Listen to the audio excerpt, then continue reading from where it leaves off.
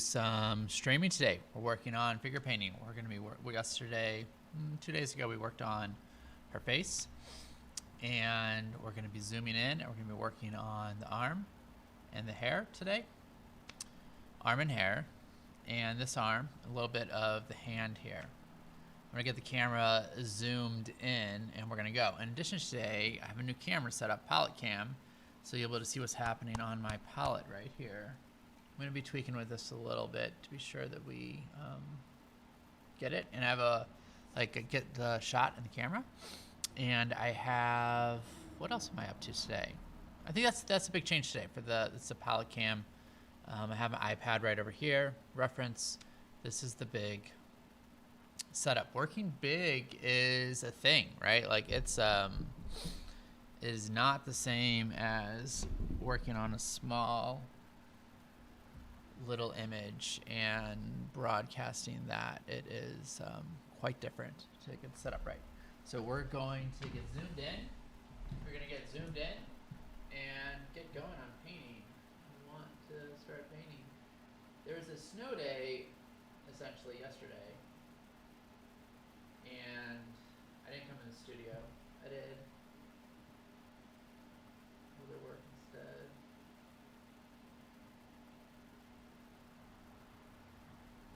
Okay, this is most of the area we're going to be working on.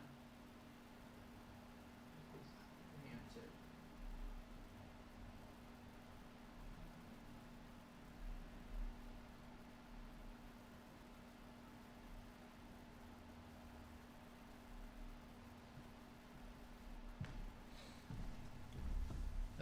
A painting like this can take months of time working on it to finish it. This area right here, the second pass on the face, took 2 hours to complete. And I might be going back into it later. So I'm pulling paints right now. This is the palette this is a dry palette from 2 days ago. And I'm going to want to try and match these colors. I'm going to move the camera a little bit now that I see what it looks like with the overlays in the OBS. I'm going to try and match that palette, but first I'm going to make a slight adjustment to the camera, pull her down so we get that a little bit more of her in the frame.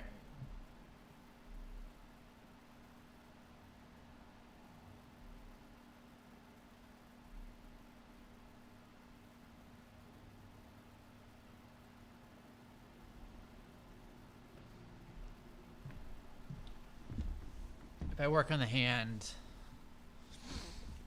I'll move the... Oof. Hopefully I'm not going to be fucking with the focus. Okay, this checks out. Great. I had a little red. The red was still a little bit hot from last time. Pyroil red. This is Titan Buff. I'm going to put a little bit more on my palette. Were we using burnt umber? We were using a little bit of burnt umber last time. Burnt umber. These are golden slow drying paints. The brand name is Open. The manufacturer is Golden. I'm gonna need yellow ochre. My yellow ochre is fast drying. Wow, I'm all up in that. Let's zoom in just a tiny bit more. Logistical challenges here.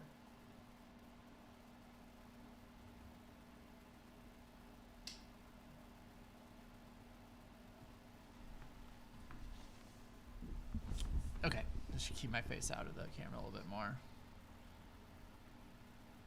Okay, yellow ochre. Now when I put down the yellow ochre, because it dries so quickly, I need to add in the retarder. This is also manufactured by Golden.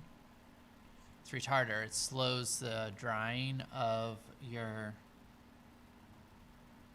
oil paints. Sorry, not oil, acrylics. Using acrylics today.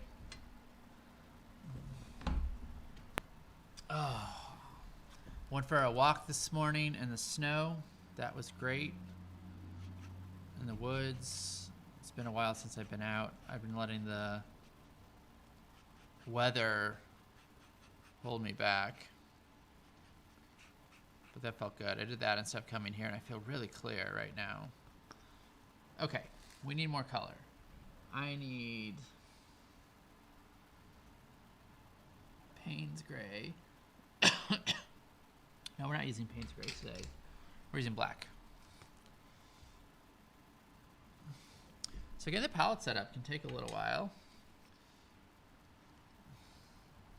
It's just a smidge of black. I don't think we're gonna use a lot. My black is fast drying too, so I'm going to slow that down a little bit with the retarder. I have a mixture. I'm moving in the direction of getting duplicates to all of my colors. It takes a while. It's hundreds or thousands of dollars to build up the whole set of paints. So just do a little bit at a time. When I sell a painting, buy some more paint, buy some more brushes. Okay, working that retarder in. And we're gonna mix up some of the other colors. I have the Pyro Red, Titan Buff, Yellow Ochre, a little bit of this green, Chromium Oxide Green, I believe. Yes. Chromium Oxide Green. This is to cool it down, right? Green colors, greens, blues are cool. Oof, that's flowing today. A lot came out all at once. Oh, I really like these pants. They're my hiking pants. I don't want to stray them.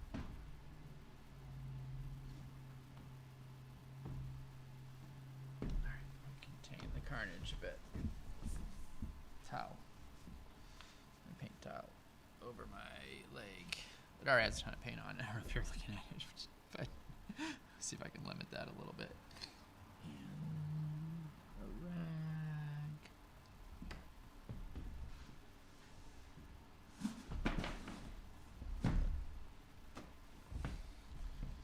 Finally in business. Okay, so when you're painting figures or portraits, and acrylic especially, you mix up a ton of your colors beforehand, before you start painting. Give yourself some options. I especially like to do this because for me, when I'm in the flow, I'm not paying any attention to like getting my colors right or mixing. I'm just like, where's the color I need? I know what color I need, where is it? And I just go and I look for it. I'm not gonna take the time to mix it always. So I'm taking the yellow ochre as my base and I'm mixing in darker, lighter, warmer and cooler. I'm gonna save the cooler till later, but I'm using this brown color here, which is the burnt sienna and the yellow ochre together to make these different tones I'm gonna need. Now this arm here, as you can see in the reference photo, it's bright, right? And then, but we have some shadow here underneath this arm. I need to rebuild this arm a little bit too. It doesn't really look like an arm. So there's some, that's gonna be some green and maybe a little bit of black, but definitely some of this green, chromium green oxide and burnt umber mixed together over here. This color. How does that look? Can we see that? Can you see that? First time using this cam. Okay. And I already know I'm gonna need a little bit more Titan Buff. Yeah, I was rolling with white yesterday too. Last time I painted this. Give me some titanium white. It's kind of like cheating. A few days ago, maybe a week ago, I did a painting with such a limited palette. It was so tragic. I tried to do it with just 3 colors. I tried to like emulate a full color portrait with only using 3 colors. And challenging, that's a word to describe it. Crappy, like turning out horribly, also words to describe it. Who got left here? The white. Okay, stay organized a little bit today. Titan Buff, the white, It's even a whiter white. And when I need to warm it up, I can. I just grab a little of this red, grab a little of the red and mix it in with whatever I'm doing. I could probably even do that with my brush. Okay, so we have this range. And I'm checking to see, this is a bit of a pinkish color. I want a color closer to that Titan buff. It's not so pink. The opposite of red is green. Throw in a little, oh, I put in too much. Sometimes you ruin it, that's okay. Yeah, put in too much green. Sometimes you can, if it's too warm, you can make a brown. Brown is made by complementary colors. So this is a bit of a gray. I'll use this elsewhere. I'm gonna put it over here. I might have a need for that later. But what I'm gonna do is clear off this area so I have a little space. And mix up more of the Titan buff. Put a little more on my palette. Right here. So as you paint, you will discover that you like to have colors in the same area. You might. You can add to your efficiency so you don't have to go hunting around your palette for it. So we're going to take some of this Titan buff, a lot of this Titan buff actually, and just a smidge of the yellow ochre.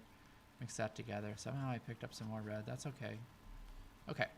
So now we have like a shadow color here, or like a dark color. Pure black if I need it. Burnt umber and yellow ochre, sort of this range of tones to work with. And we're going to start. I am going to work light to dark today. So I'm going to go fetch myself a brush. You can see my brushes here. It'll show up on one of your cameras. How big? I don't want to start small. This is the size I want. This is a Princeton Art and Brush Company, number 4, Bright. And I'm just gonna grab a little bit of water and put like one little drop of water in each of these areas. It's gonna keep the paint. And the disadvantage, because it's not a flat palette, is like this might start dripping everywhere. I just want a little bit of moisture. It's this time of year, especially with the way the heat works, it's very dry in here. Not humid at all. So working light to dark. So I'm checking out my reference, and we're gonna work this arm here. I want to maintain this line across her face. I don't want to lose that. I can define it a little bit more. I don't necessarily want to make it sharper, but I want to honor the integrity of the arm. So looking to see the spots that are very bright.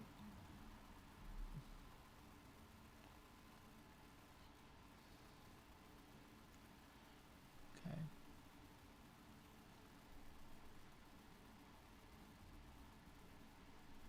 So I'm looking for those highlights, getting some wet paint on here. Now the acrylic dries quickly. I'm not going to be doing much mixing. Acrylic painting is more about salving. I want to salve for these different values in my brain, on my palette, and then after I've done that, then I move into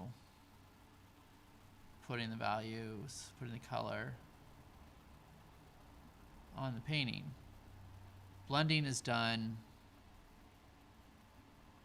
on the palette, not on the canvas. Now, it's possible to paint that way in oil painting, but oftentimes oil painters, it's a little darker than I want, so I'm going to lighten it. Oil painters will do blending on the canvas. I'll do blending on the canvas. Oh, I was just thinking about it. I just got a commission yesterday. I'm really excited about working on. It's a portrait. We're gonna do it in digital. Might shoot some photos for it. It's gonna be really good.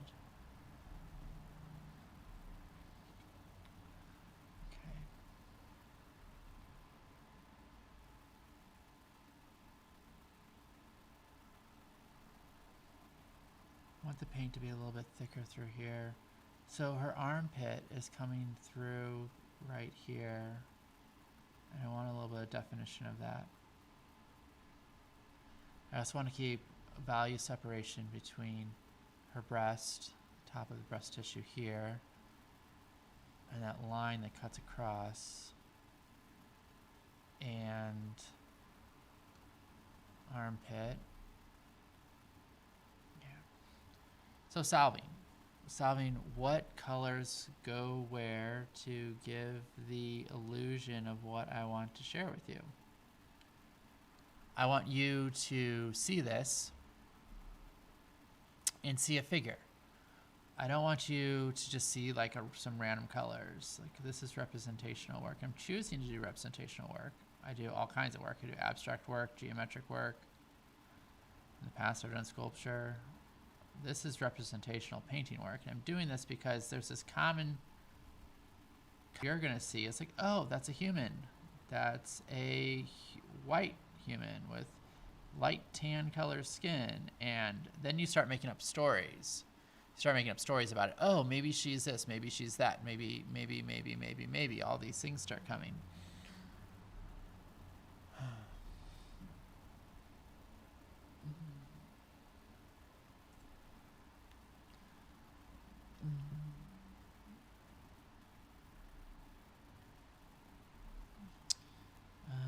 How's my audio sounding? Every day I kind of have a new setup, so it's always that's the nature of everything. Lock my tripods, and then I'm done with that forever, and I have perfect lighting and perfect audio. It's even working on this one painting, I'm going to be moving the camera around. Oof. And that's going to, whoop.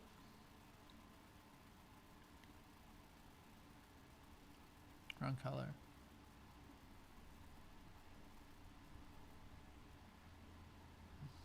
This is feeling good.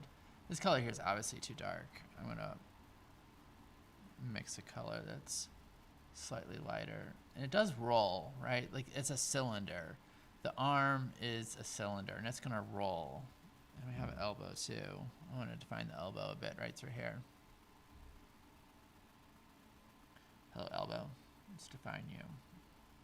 Just a little mark. A little mark that's like 10 shades too dark. Oh, what a happy little accident. Okay. So let's come define lights, darks, colors, warms, cools. These are the tools I have to work with to solve this. This might sound crazy, but painting is kind of like solving a math problem. Once you understand the system that you're working in, it's about solving. It becomes about solving the illusion. How can I make an illusion so that you as a viewer don't just see a bunch of color, and instead what you see is something that you have a story about. Woman with light skin, blonde hair, green eyes. Woman unclothed. And then all the stories that brings. Is unclothed a good thing? Is that a bad thing? What is this form about? This is just one small part of this painting. This painting has a whole story to it. Like, there's a whole story, and that story is just a small window. Window. It's a good word for this painting, actually. That story is just a small window into the whole universe where my paintings come from. Working on her armpit here. Found a little bit more paint than I wanted right there.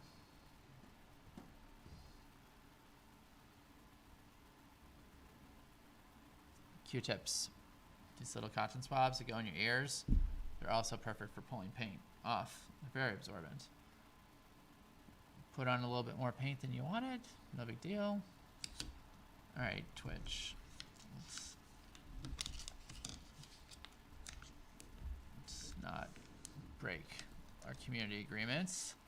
And let's also paint what needs painted right now. I'm glad this paint dries quickly so I can cover it up again.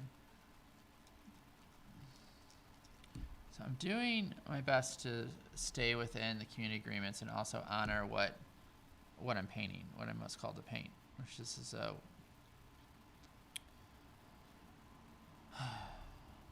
this is part of the universe that I'm painting, which is about dreams and traveling between dreams. And in that universe, there are dream explorers who go and they can walk in between the waking world and the dream world. And then there are portal openers. This character, I haven't named her yet. What would her name be? I don't know. Iana? No, that's another character in my universe. Maybe her name has an S in it. Something with like sounds like strawberry, but it's not strawberry. So what she is able to do, and if you zoom out to the whole painting, you can see it. What she does is she opens portals between worlds.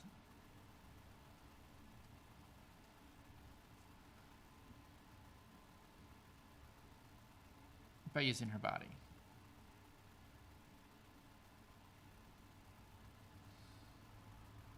She uses her body, her sensuality, her sexuality to open the portals between worlds.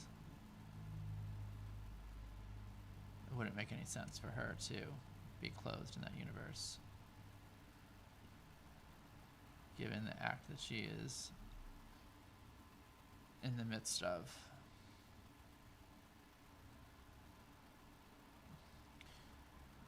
All of these paintings, these big paintings I'm doing, are all scenes from dreams. Scenes from dreams that I've had. Some of these dreams I've been having for decades. There's a dream I've been having that really inspired all of this, that one day I may be able to paint, that I've been having since I was 4 years old. I'm going to discover something about myself when I discover what that dream is about. I don't know what it is. Maybe there's some like childhood trauma, maybe there's a message, maybe it's from a past life. I'm open, I'm curious to what it might be. We'll find out, maybe, or maybe not. I might not get to it. But I definitely won't get to it if I don't paint every day. So we paint every day this year, painting next year, 2 years. I'm committing my life to painting every day to see if I can uncover what that's all about.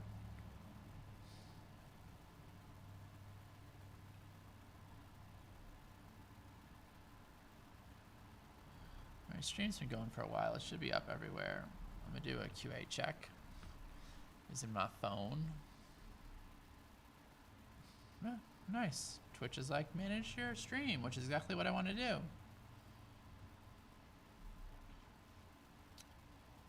All right, let's jump on my channel and see what the audio sounds like.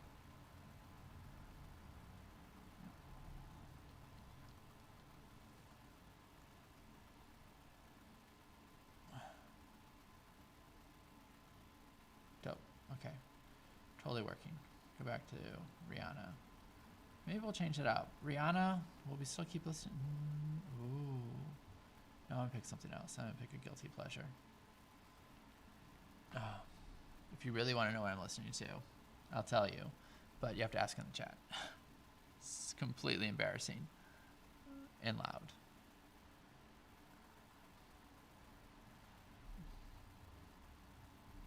Just got inspired to make this highlight a little bit bigger on her forehead.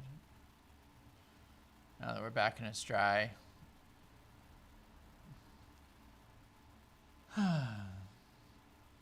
I'm going to paint on Friday. I'll be working on this painting Friday night in the United States. I don't know, maybe like 8 p.m. Central, Pacific, I don't know, in the evening. I'll figure it out.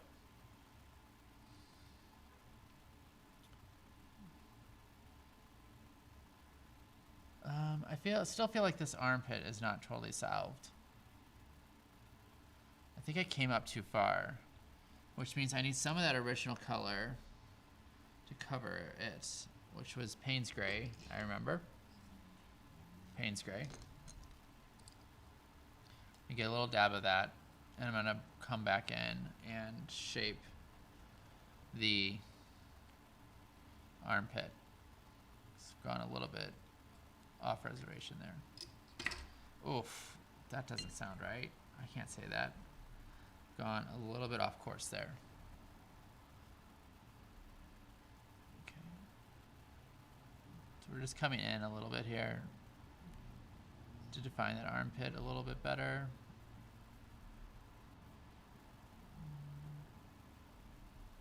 Oh, I really want to learn. I really want. I have this. Oh, we see that. You see that? It's like come through. It's so great to see it in the preview over there.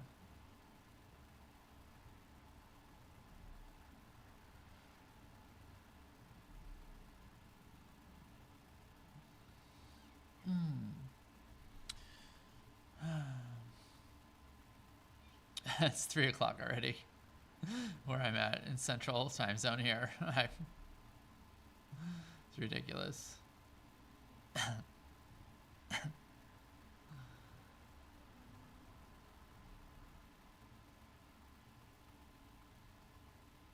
Okay. Let's go to my pages. Let's see if all my tech is working.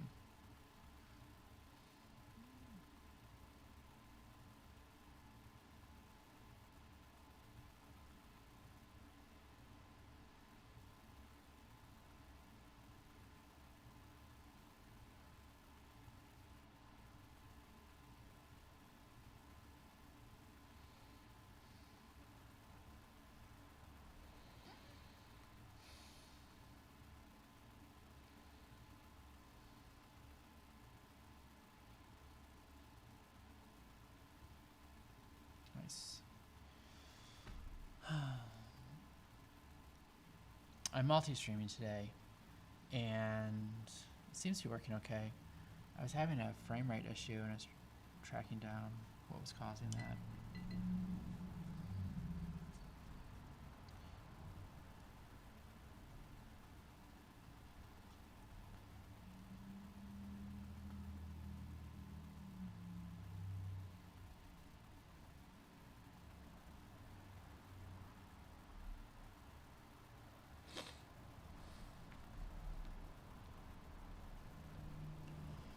I'm interested about.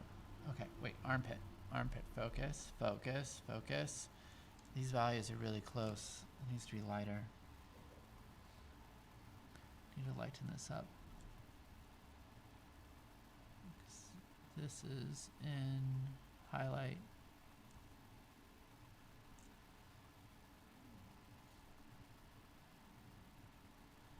Okay, that's good for now. And the hair is going to come over it a little bit when I do the hair later. I don't know if I'll get to the hair today.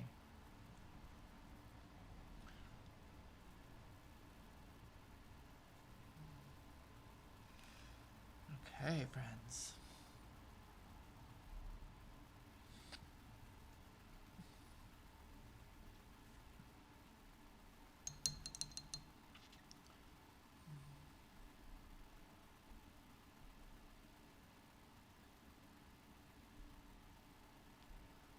Let's go back to my music. I'd stream it, but I get a DCMA notice, so I'm not going to. My audio. It's not audio. Okay, we have this line here. That's pretty good. That's figuring itself out. I'm going to have to do some of that off camera.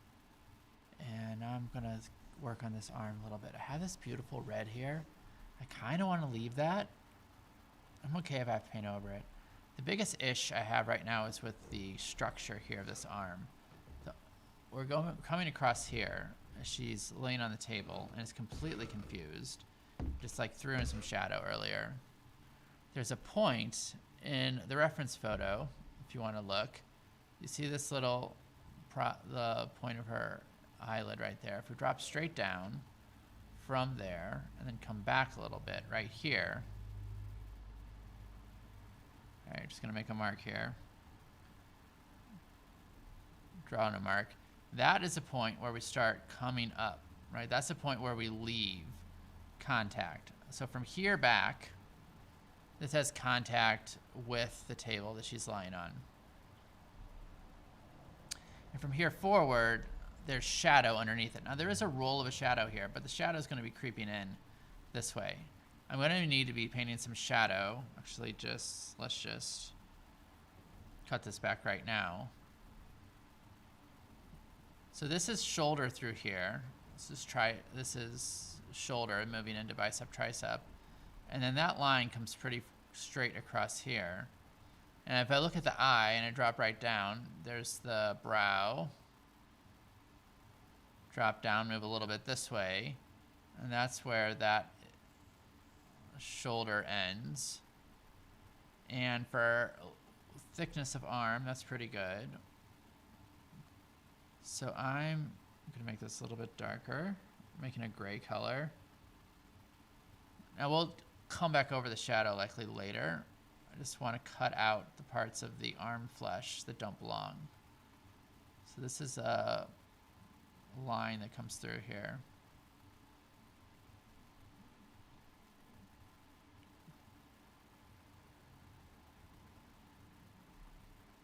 All right, this is defining the negative space around the shoulder. And then from there, we have this straight shot back to a point right around, do I have a pen? I do, okay. Should go over this acrylic just fine. I'm kind of happy about using acrylic right now. So this comes back here, and if you look at there's this other arm there, there's a hair, but what I'm looking for is the point. We have a point right here, right? See that little dot, maybe. And then as we move up the arm, this comes out like this and in, and we have a point right around here.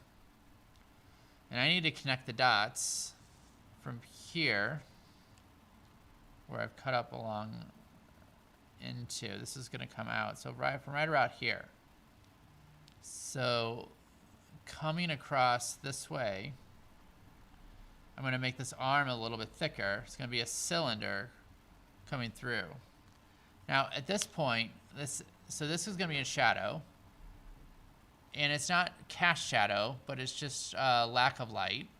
So it's going to be a brownish color. I'm going to keep it a little warm. And it's going to roll. And if I really want to, I can have just a hint of a lighter color right along the edge. It's going to help that roll. A lot of times you'll see just like right at the edge, it's like darker, darker, darker, darker, darker, darker, darker, darker, darker. Just going around, and then just a little strip. Just a little strip of a light highlight right at the end. So now we need color. So I don't want gray. Gray's for cast shadow. What I want is brown and green. That green we mixed up earlier, right here. This is what I want. And I'm gonna draw with a line to fix this.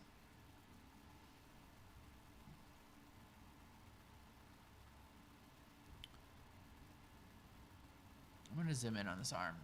Can I? Yeah, I can.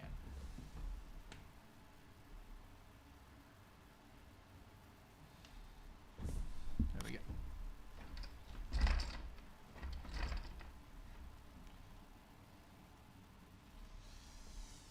Okay. Connect the dots. From here to here, and this brush is huge. Camera.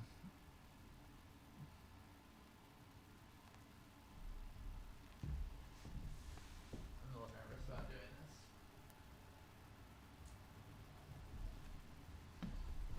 this. Okay.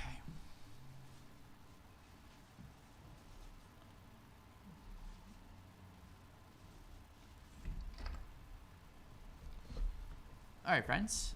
Let's try this again.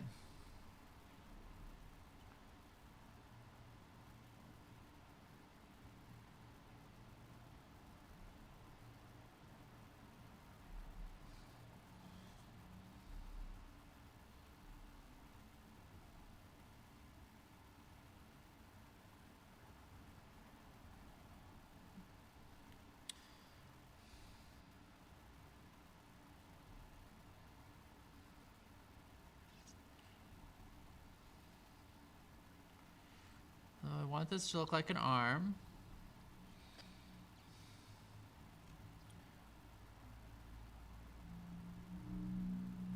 Giving it some form and shape.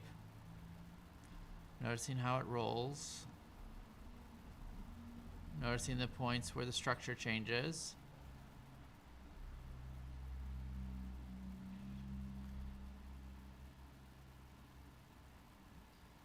This is actually very similar to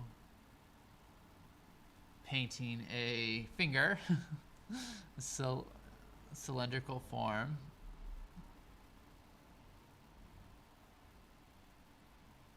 Oh wow, okay. Someone just posted in the chat, want to become famous, buy followers, primes, and viewers. I don't want to buy followers. What a wonderful offer. I appreciate your generosity in sharing that. I'm not really interested in that today.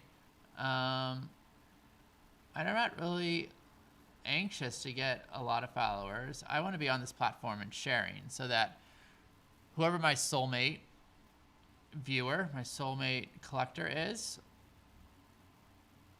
I want them to be able to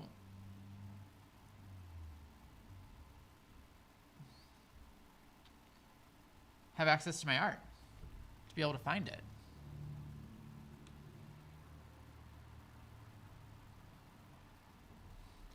That's why I'm on here.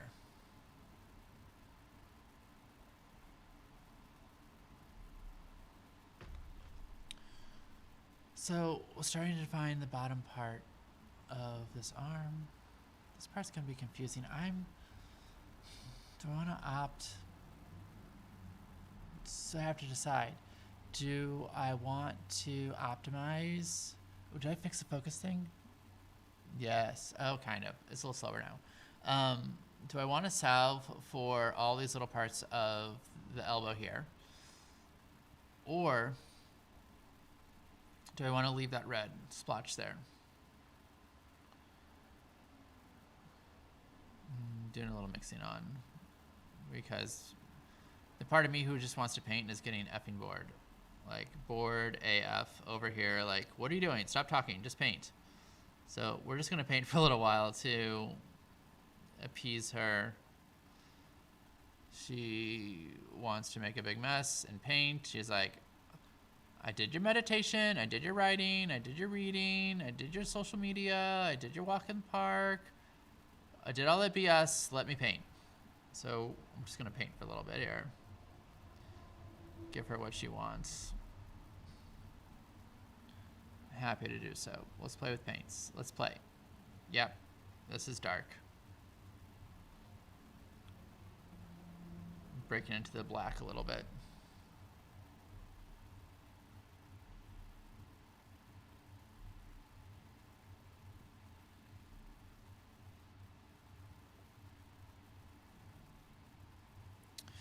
Oh, she also wants to control the radio. We're going to listen to some Joan Jett instead of Taylor Swift. That's happening.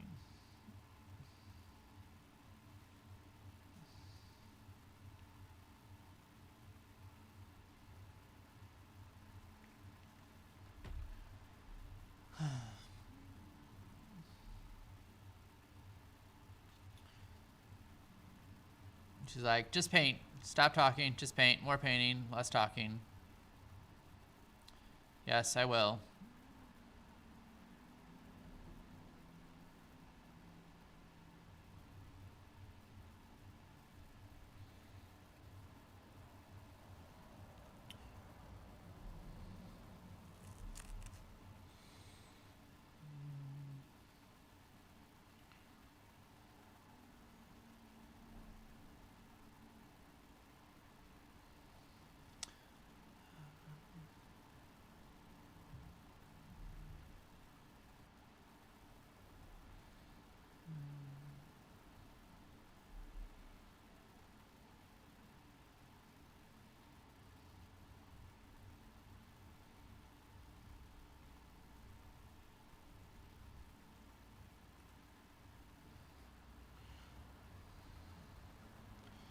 All right. A little tantrum avoided. Now we can start thinking a little bit again. Like, just get some paint on the effing canvas, which we've done. Okay. Crisis avoided. We can go back to thinking about structure. Get a little bit boring, I know, right? Okay, so we have this green down here. I want to switch to warmth, so I'm going to grab some of this red, mix it in with something. Yes. Oh, it's really hot. A little too hot. We're mixing in with the burnt umber, a bit of the black for where this starts to come around. Now there is, I mean, there's a spot where there's shadow and there's a spot where there's not. It turns over from one to the other quite quickly.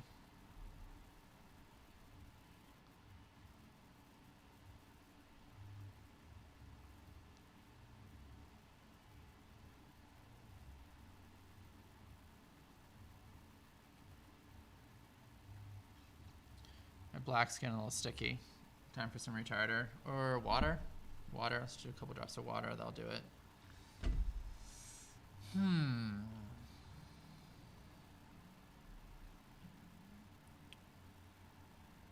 As you can see, I'm all over this painting right now. I gotta solve this one next, which is a stripe of color where we're quickly turning and I'm painting up and down to go with the form, around the form. I could just go like that, but it'll look totally horrible. You use your strokes in the direction of the form as the form is turning.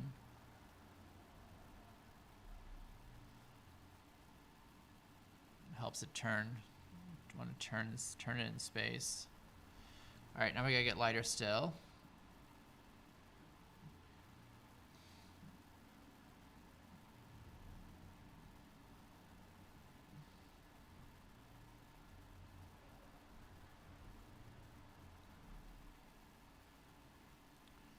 Is this still? There is a similarity between. Never mind. That's not Joan Jett.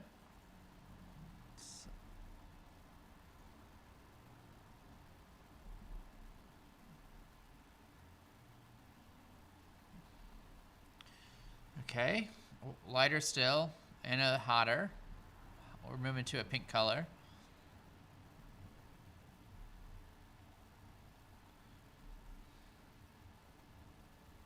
Now this works.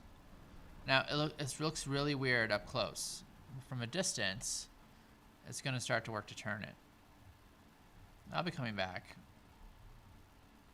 through and adding some in-between values. Mixing up some in-between values here. And this is how I found blending works for me in acrylics, is you do the mixing on the palette and then you lay in the value in between. You find the in-between value. Always looking for that in-between the two. Now we're moving lighter again.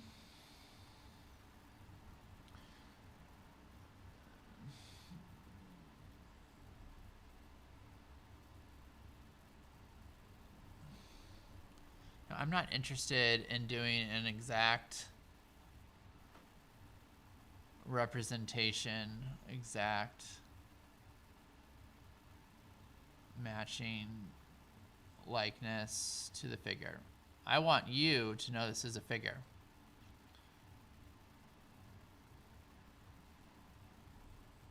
I want you to see it as a figure.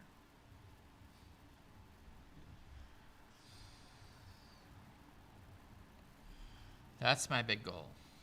Does my viewer, am I pulling off the con? Do they think that this is a figure? Does they think it's a woman, unclothed?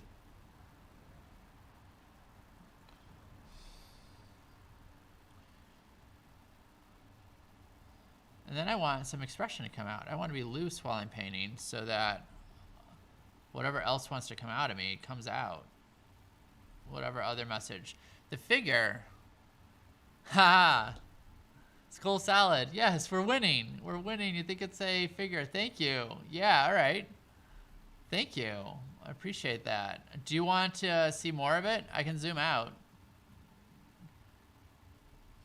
This is just a small part of the painting. It's 5 foot wide.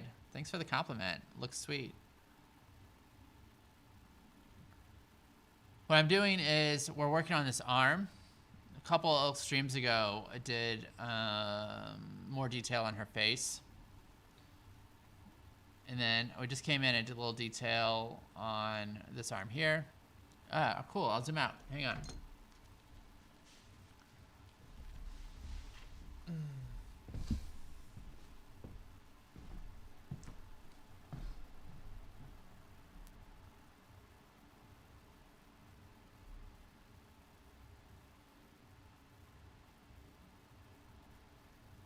My hands are full of paint.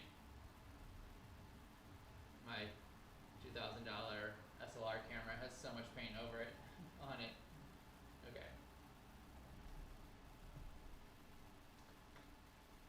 Let's see if we can get all of it in the shot. There we go. That's the whole painting.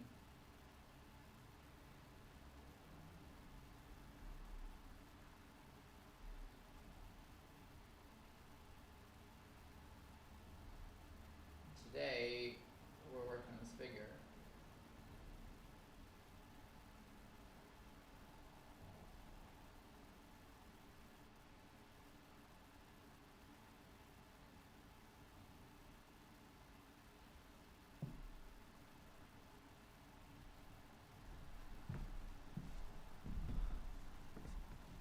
Thanks. The colors. Yeah, I love that blue. There's some gold on it too. Yeah, it's huge. It's 5 foot wide, so 60 inches wide, and it is 41 inches tall. Golden ratio proportions. And there's a story behind it, right? So the story is most of my paintings are about my dreams, and they're about dreams I've had. Yeah, it's huge. They're about my dreams, and this one. So I've done a lot of paintings, little portraits of people who are auditioning, really auditioning to like be regular characters in my paintings. I've done a lot of paintings of the dream explorers, right? So my work, a lot of my life, a lot of my writing is about this area in between the sleeping world and the waking world. And the characters that I paint are all characters who play a role in that. They're either like protagonists or antagonists directly from. A lot so far has just been about traversing the boundary between the dream world and the waking world. So I've been painting. I have some big paintings of some dream scenes. You can see them on my Instagram and my website. There's two bigger ones, really big ones in this series I've done so far. And one is called The Water Guide. You know, there's a thread of the like hero's journey going through these paintings as well, getting from where we are to the world of dreams, right? There are people I know who are dreamers, meaning that they find meaning in their dreams. And I've done some reading about it. And apparently there's this moment in time when people who are dreamers stop knowing the difference between what's real. Like, what's more real? Is my dream world the real world, or is my waking world the real world? And for people who remember all their dreams and see the synchronicities between their dreams and their waking world, it's so interesting. Like yesterday, I was having a conversation on Facebook Messenger with someone who follows me, and they wanted a commission. Like, they wanted me to do a portrait for them. And so we were talking about the commission, and we got a little ways into it. We were talking back and forth and like exchanging different ideas. and she shared that after she had seen some of my work, she had a dream. She had a dream, and she saw an image of herself in the dream, like totally crazy. And then she was talking about like some attributes of her body that were different in the dream versus in the waking world. Oh man, brand new cable, and I just painted it. That's the thing about painting, especially painting big and using technology. Yeah, right? Okay, sometimes you remember and almost, and sometimes almost never. Yeah. There's this brief moment when you first wake up where if you don't check your phone, if you don't have a conversation with someone, you don't have to like mess around with your alarm. You wake up and then you just start writing. Sometimes I'll just start recording. Oh, you just checked it out. Heroes Ascent. Thanks. Yeah. The one with the octopus. That one is huge. It's I'll show you. Hang on. I'll show you. I'll swing the camera around. It's hanging up in the studio on the other side. Hopefully, there's also a lot of things that Twitch doesn't want, so we'll just bypass those quickly. Yeah, that's how big it is.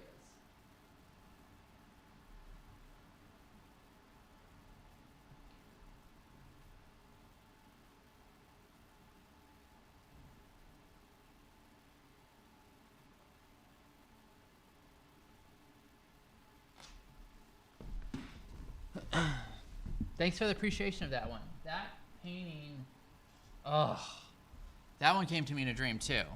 On my Instagram, if you scroll back a little bit, you can see some of the process of painting it. It took 2.5 months to complete. It's an oil painting on canvas.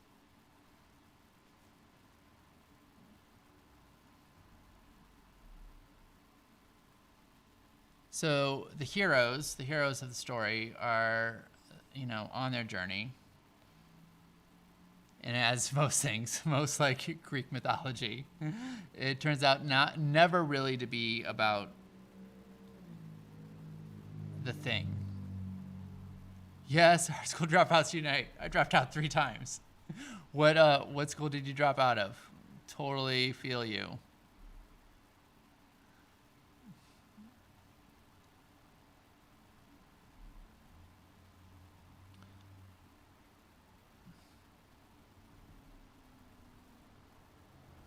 I dropped out of School of the Museum of Fine Arts in Boston, and I dropped out of the Art Institute of Chicago. And then later in life, I was going to a local state college trying to finish. Dropped out of that one too. Studying fine art in Scotland. Yeah. Yes, I actually have some wonderful schools there, and yeah, I was young. I was a rebel. I didn't want anyone to tell me to do anything. And the thing that finally did it for me, Instagram wasn't a thing when I was in art school. It was a long time ago. I had watched the documentary about Jean-Michel Basquiat. I don't know if you've seen it. It's really great. It gets into the history of the painter, his relationships with Andy Warhol, the art dealer Bruno, I forget Bruno's last name. It gets into those relationships. It also really examines the 1980s art scene in New York and what that was all about. It gets into a bit talking about black bodies and black bodies that make art and the commoditization of black artists. It's really good. And I'm rewatching that recently, and it reminded me that when I was in art school, I was like, okay, that's the dream. Move to New York, paint. Someone will, just paint whatever I want to paint, whatever the F I want to paint. Someone will discover me. I'll have big gallery shows. I'll do a European tour, and that's how art works. It's all about the work.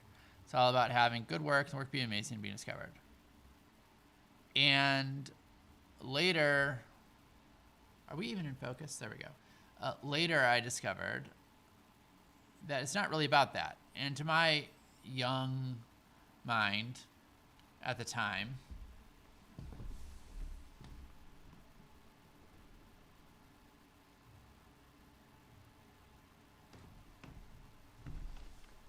I was convinced that the whole system was completely rigged, completely unfair, and F it all because it has nothing to do with work. Because I would see things in galleries, and in Boston and in Chicago, and the work was awful. Right? Yeah, work was awful, and I was like, okay, well, obviously, the art world is just about who you know. And the art schools that I went to, a significant portion of the school body came from affluent homes and folks who had connections, and I didn't. And I made up all these stories about that too, about like, okay, art is only about who you know. It's only about who you know. And that's all that matters. That's what I thought back then. And so I quit. I was like, forget this. I'm not playing your game. I'm just going to make my own art. I'm not going to play by your rules. I'm going to leave. So I did that a couple times, to be honest. Later, not until later in life did I fully realize what the real lesson was. And that was that people like a story. They want a story. They want a story. They want a story that's easy to understand on the surface, but also has lots of depth. So like a card game, I love card games that you can figure out, or chess, you can figure out how to play the game. You can figure out what the rules are in less than an hour, right? Maybe even less than 10 minutes. You can figure out what the rules are. But to master that, it takes a lifetime.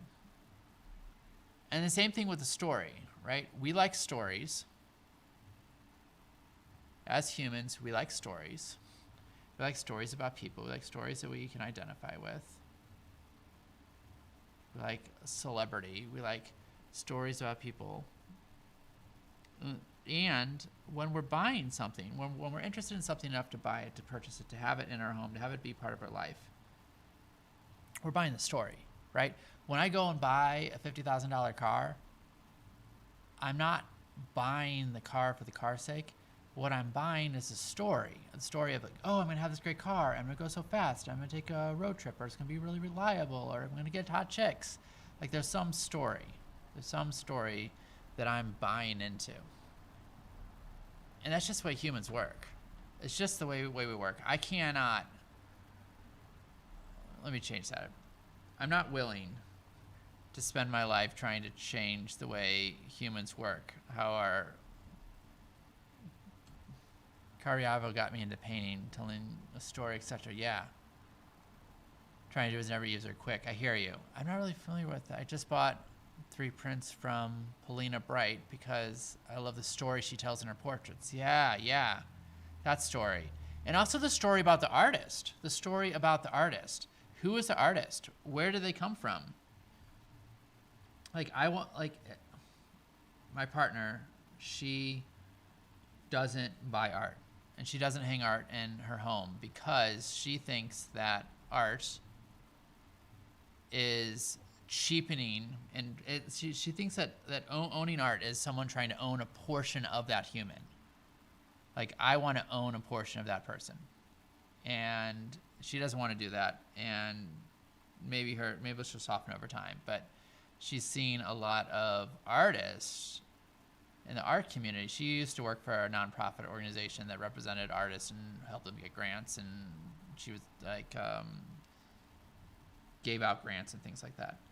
And what she saw was that people just wanted to own a part of the artist. And I think there's a yes and there. So with a little bit of space, I've learned that people like stories. They like the story. They want to understand the story of the artist. And it just so happened that all the crappy artwork that I saw in the galleries, it wasn't just about the artwork. like anybody can make art. Anybody can go to school and learn how to do portraits. I would say almost anybody. Maybe you need to have like not be colorblind, and have like, but even with accessibility. So like I'm just gonna say like anybody can be an artist, but what makes an artist interesting is the story of the artist. And I didn't have that lens. I didn't have that lens. Like, okay, this art is okay. Like it's a C minus, but the story's an A plus. And because of that, it's art that people are interested in. So that's kind of how I've softened around the whole thing, and why I'm painting again, and why like I came back from having left art for a long time out of disgust for the art world. Is because I now have a reframing of it. I have a different lens that I can look at it through. Oh, I need more burnt umber. I've used it up, and I just noticed I'm grabbing black instead of going to the burnt umber. And I really want the burnt umber because I don't want it to go that dark that quickly because it messes with. You know, when you're painting, you have tools that you can use. You have black, and you have white, and you have the whole spectrum of color. And you can't go darker than your darkest black. And you can't go lighter than your lightest light. I often save white and black until the very, very end. A lot of times I don't even put them on my palette. They're on my palette today because of a variety of reasons. Mostly around just wanting to have fun and have a fuller palette. And taking a little break from Payne's Gray. I normally use Payne's Gray, which is a really dark blue. Love it. If you haven't used it, it's the like quintessential player in the Zorn palette, which the Zorn palette is a limited palette, which is really cool too. I've done a lot of painting in that. I love painting in a limited palette. I'm not really limiting it today, so I'm somewhat limited by the paints that I own. I'm slowly building up my collection of acrylics. I paint in oil and acrylic. Doing representational work in acrylic is fairly new for me. That's why I did 5 days, a portrait every day in acrylic, because I've been learning acrylic, and that's just, yeah. Of that, 3 were good, 2 were really bad. I don't think I posted those yet on Instagram. Maybe 1 or 2 I have. I try to make a point of posting my bad art too. I even made a place for my bad art on my website. I even have like a category in my store called bad art. I just sell bad art, like $100 flat for any bad art. It's like misfit toys. Even misfit toys deserve to be played with. And it's a way of me playing with it and like being okay with making bad art. Oh yeah, digital. Love it. Right, oils. Okay, here are the things I love about oil. It stays wet for days. I can put oil on my palette and come back like 3 days later and it's still wet. Love that. I can put oil on top of oil on top of oil on top of oil and then mix it together on the actual surface. I love that. I love the vibrancy of the colors. I love how you can have like a layered up translucency to it. Things I don't like about the oils. The chemicals, the smell, the fact that you have to wait a long time to dry. If I'm like, I don't want to wait for it to dry, I still have to wait for it to dry. Like the drying time's not optional, and that's annoying. The other thing that's a bit annoying, really annoying actually, I'm running into this now, is that you have to wait. Like the oil paint, in order to really complete the oil paint, you need to varnish it. And it can take 9 months for the painting to dry. I've been using retouch varnish, but I have a painting sitting somewhere over there. You might have seen it with the big box on it.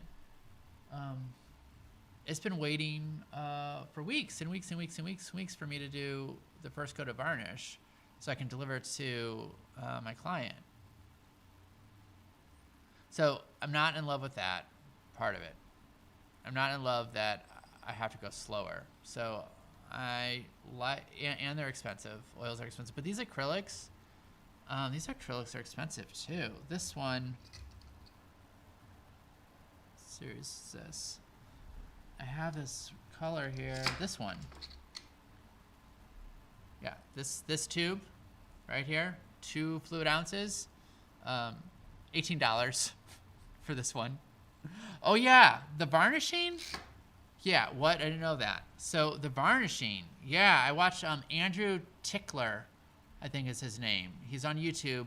He has a video about varnishing. It's so great. I didn't realize that either, but he's like, yeah, you have, because the oil paint needs to be protected from like sun. And now Andrew Tickler, Tickler? I'm just gonna call him Andrew Tickler. He does these like massive paintings that go in museums and like government buildings and things like that, and they need to last for hundreds of years. So he's super interested in and pays attention to the archivalness of paintings. But I was surprised, and after I varnished the paintings, oh my god, like all the colors come back. It like looks like the paintings look like they do after varnish. It looks like it did when it was still wet, so wet and shiny. Like putting the varnish on is like taking the saturation filter and like turning it up 10 points. It's I love that part, but you have to wait for it to dry because the paint can still be moving. Now the things you can add additives. My order of mediums. Watercolor and then gouache and then acrylic. Oh, cool. I've been getting into watercolor. I've also been doing digital. I was kind of like, I've tried digital a few times in the past, but then, and I was like, this really isn't doing it for me. And I like bought all those Wacom tablets 10 years ago and Photoshop and CorelDRAW and all these different things. And it just never really like made anything I liked. And then I got Procreate on this iPad Pro that I got for some other reason, and oh my god, like Procreate solved it, totally solved it. What do you use? Do you use Procreate or do you use something else?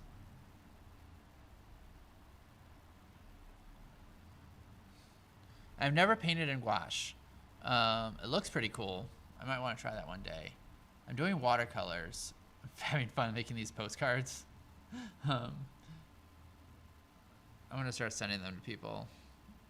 I have the idea to like send them to people who are on my stream when I'm painting them, and I've been doing them at night. It's kind of like a way to settle down, just like end my day.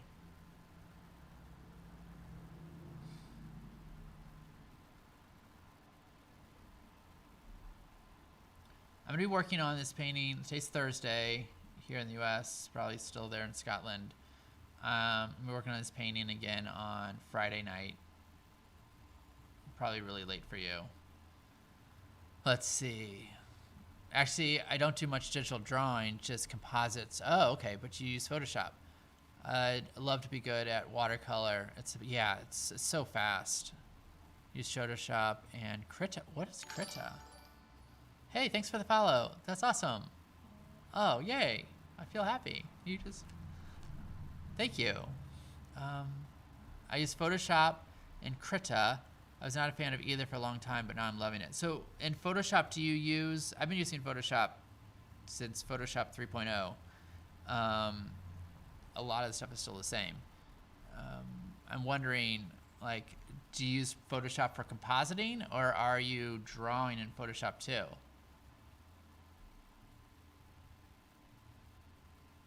And have you tried Procreate? Thanks, man. Appreciate it. No worries.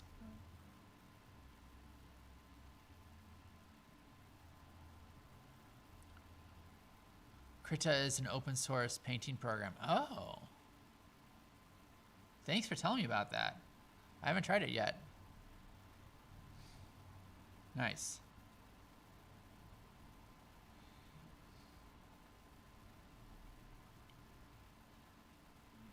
Oh, we just went really dark really quick.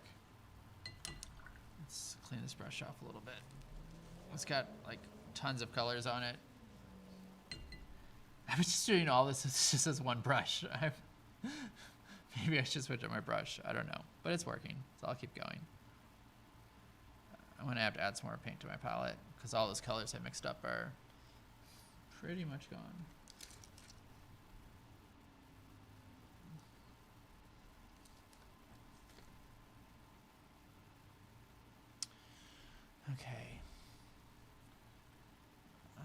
slow that down. I'm gonna focus on solving some of this for a hot second. Not tried Procreate. That was an option. I ended up going with. Okay, I can't pronounce that. I'll try the Huan tablet. So you're able to use that with your. Are you able to use that with Kriya? Photoshop. Adobe has that new app I tried a couple times called Fresco. I think it's for Android and iOS.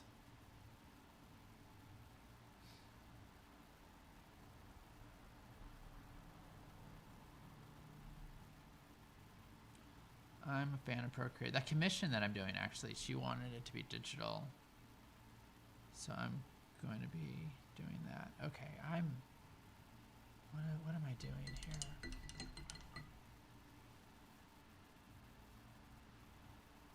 I'm compromising is what I'm doing. I've used up some of my colors, some of these flesh tones, and I'm trying to mix them on the fly. And I'm like, oh, I want that color, and it's not there. And then so I grab some different color, and the different color I grab is not what I need, and then my painting stops making sense. So I'm going to re-up my color. Yellow ochre. This is Golden Brand 2-ounce yellow ochre. And some Titan Buff.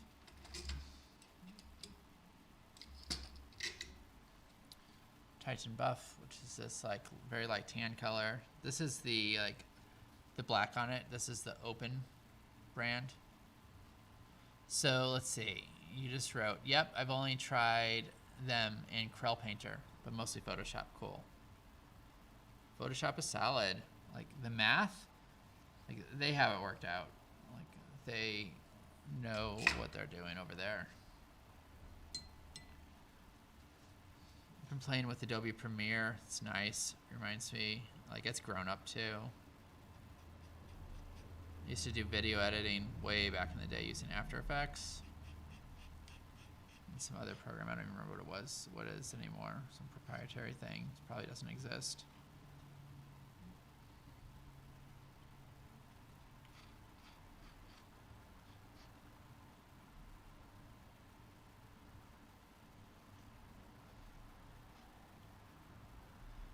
Do you... Oh, yeah, okay, so here's some things that I use with acrylic. I'll mix it with water. And I have this stuff here. This is Floetrol. I rebottled it. This is stuff that's used for industrial paint sprayers to thin the paint down and slow the drying.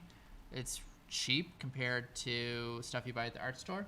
Comes in like a big orange thing. It's used for paint sprayers to thin the paint so the paint can like flow through your paint sprayer. I like that a lot. And I use this stuff. Gloss Medium. It's made by Blick. And I use this stuff here. This retarder, which slows the drying of the acrylics. Some of my acrylics are fast drying and some are slow drying. So I mix that in with the ones that are slow drying. If I'm doing something like this, where I want my colors that I mix up to stay mixed for a while without getting all sticky. I'm thinking about trying something I heard a rumor about, maybe saw once in a video, but didn't really remember what it was, called a wet palette.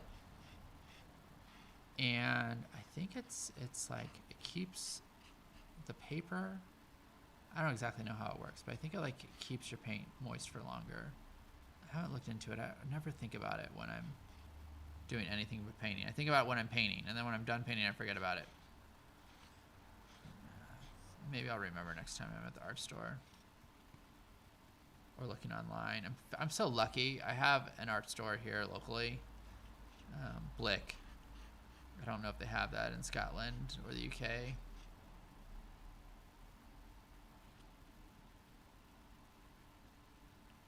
All right, so I'm mixing these colors back so I have more options and getting the base colors back on my palette.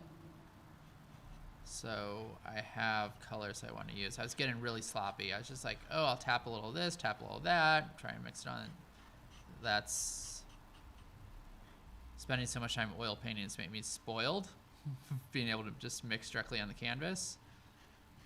In my experience, I do not have good luck with mixing on the canvas with acrylics. I do have good luck with mixing a lot of different values, colors, tones on my palette.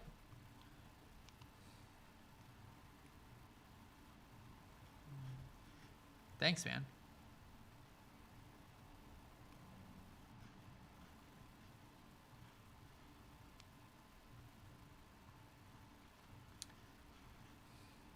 When I do oil painting, I use this stuff called Liquin, which is really nice. It does a couple things. One, it speeds up the drying process, so you don't have to wait as long before you varnish or the next coat, and it gives a bit of a translucency to it, which I like. It smells really bad though. It's kind of expensive. I also use linseed oil. I have some Japanese dryer that I bought when I got back into painting, because I quit. I quit for a long time, and went into the world of software. Mixing values, tones is a hard step for me at the moment. Yeah, painting flush, etc. Trying to subtly do it in acrylics, I find a task and a half. I agree. Right, and especially, and then it seems like as soon as I get to colors that I want, it dries. What I started with, and if you're open to some unsolicited advice, I'm just going to throw it out there. If you don't like it, just ignore it. I suggest doing some portraits in black and white. Get black or a really dark color, like a really dark blue, like Payne's Gray, and get white or a really, really light color, and only use two. Only use those two. And then as you paint, that subtlety in the flesh, and as things turn in shape, you will learn how to do it in just value. First, you learn in value. Is it lighter, darker? Lighter and darker is all you have to solve. And you could do very, very tiny, subtle gradations between the different planes of what you're painting, and get really comfortable with subtleness of value. Oh, you've been doing that digital work. Oh yeah, wow. Like, I'm so glad I'm doing digital and traditional at the same time, because I learned lessons. So close out that thought. Yeah, if you get the black and white down, then you will have learned how, you've taught yourself how to do value. And then after you learn how to do value, you can start playing with warm and cool. Like faces, they're warm on the top, and then sort of mid around the bridge of the nose. Lips are red. Delete that from Karen, but he goes from warm to cool. So more reds here, and then by the time you get underneath the neck and underneath the chin, you're cooler. So blues and greens. I bet if you were to get value down and then just start adding in warm and cool, so pick a color that's a little warm, like a pink or an orange or a yellow, and a color that's cool, like a green or a blue, and just add in a tiny little bit and do another portrait. Then you can introduce the idea of warm and cool into your area of expertise.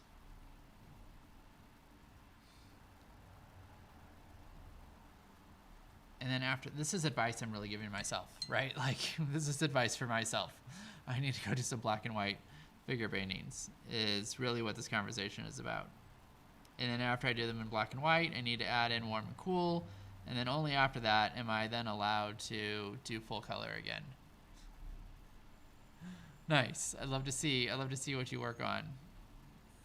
On Skillshare, you're like able to like post things. I don't know if you can here. Yeah, right? Like advice for myself. Yeah. Almost every time I have a thought of like to tell someone some interesting thing, I really just want to tell myself. I learned that too. Like I kept having these thoughts in life, like, oh, like I really want to support so and so and like their painting or their travel or something, right? And it would turn out over and over and over that that person really didn't want to do that. I did. I wanted to do it, but I didn't want to admit to myself that I wanted to do it because it was expensive or I'd have to take a vacation or whatever. Like I'd have to give up some part of me or some idea of who I was. Almost everything comes out of my mouth about. If I start with like you should, I'm actually saying I should. I should get off my ass. I should do all the little things that I say I should do. And sometimes it works. I'm streaming now. I was blocked on this. I was scared to stream. I was like, oh, my voice sounds weird. And I'm painting a spot you can't see. That's probably annoying for you. So I'm going to stay over on this side. I have plenty of things to still solve on this arm. There's a lot of structure needed to happen on that arm. It's still a little bit confusing to me. I like looking over here, I can just see. It's like seeing it from a distance because the camera is about 6 feet away. So I get the kind of like 6 foot away view without getting up and walking away. All right. I can tell I'm getting a little lazy because I'm drawing lines. When I'm getting lazy, I go back to my roots, which is drawing, and start defining planes and shapes with line instead of with color and value. So that's the sign for me, like, oh, wait, you're not paying attention, or you need to take a break, or get a drink of water or something. And then come back, like, relaxed and focused at the same time. Flow. Always looking for that flow.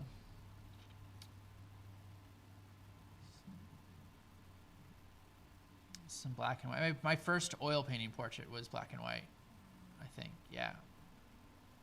That was good. I learned so much. I watched a video on Skillshare about it. I'm not pimping Skillshare. I know everyone kind of does.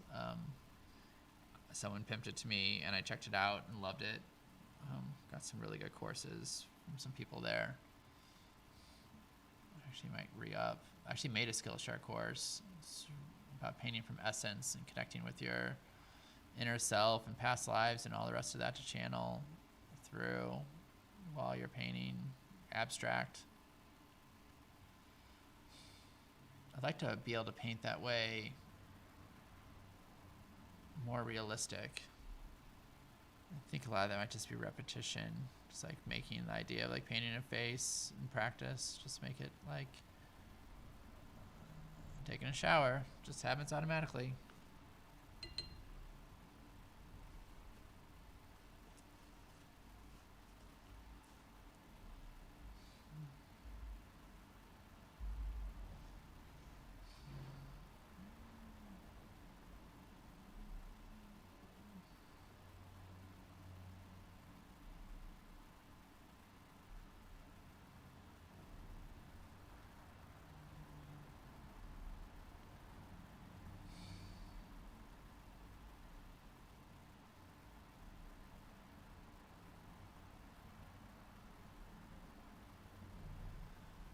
I tend to get like that. I start painting something naturalistic and then mess up somehow and then go a bit wild. Yeah, I hear you. And that's why we paint, right? That's why people buy paintings.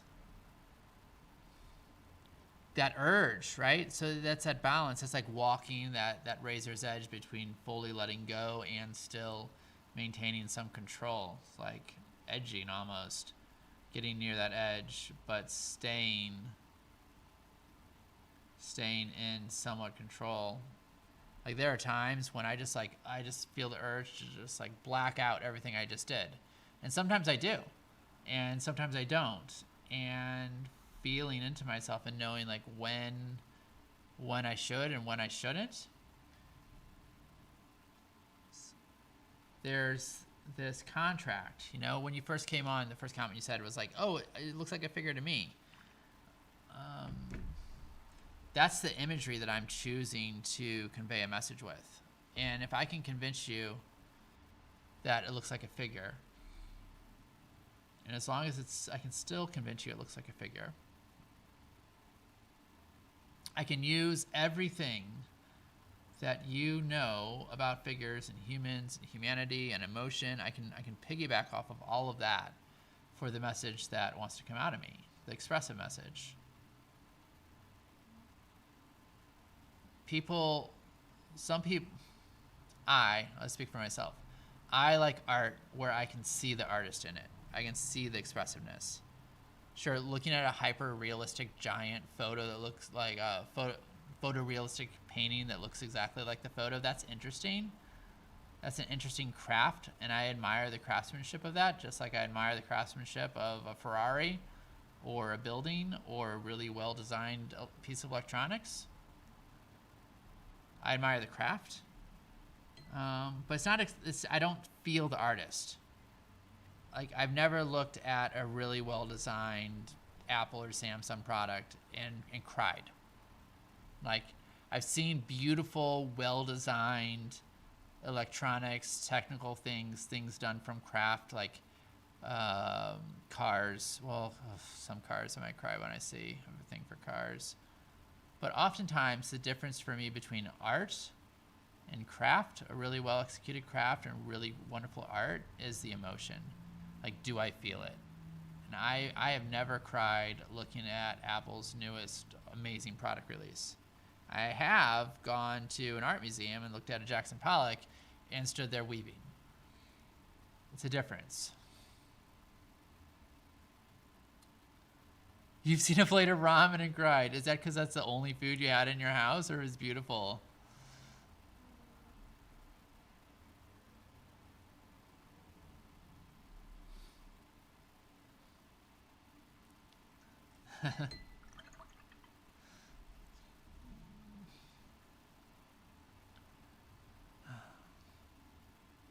Oh God, that reminds me of college.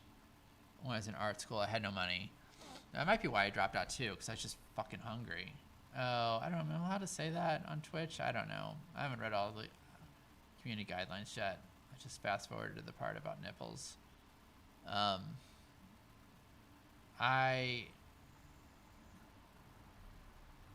would eat ramen like every day, and I'd put some eggs in the water. It was boiling and like have for protein ramen, and I lost so much weight. Oh, that's like the alternate reality of why I dropped out of that school might have been because I was hungry. Literally, that whole myth really pisses me off. That my hand is so sticky. That artists have to starve. It's just not true. Oh, I got a message from you. Because I was struggling college student, yes. But I've gone to dinners. Yeah. Yes. I hear you. So that balance. Oh. That balance between. Now I'm crying because it's a decent meal to me. Yeah, I had it the other night. So here's a story about me, about the last few months. I can totally relate to that. August of last year, I was working this job at a consulting company. Super easy, doing something I was good at, but not, better than most. Not the best in the world, but better than most. Been doing it for a long time. More than 10 years, almost 20 years working in software. Making a really nice 6-figure salary. We're in COVID times. I show up to my computer, I sit down, I go to 3 or 4 meetings, I make some PowerPoint presentations, I work on some sales pitches, I talk to some clients about their change management or their strategy, maybe like do some technical things. Like, that's it. I get to do it all from staying seated in a chair, right? Like, making great money. And then I was like, I finally rented an art studio. Finally did it after a long time of like, I'm gonna do it. Am I not gonna do it? I'm gonna do it. Here's one. And I had made all these like rules, like, oh well, I'll only get one if I can like buy a building and then like rent out part of it and it pays for itself, and et cetera, et cetera, et cetera, all these things. So I finally was just like, F it, I'm gonna do it, and I rented an art studio during COVID times.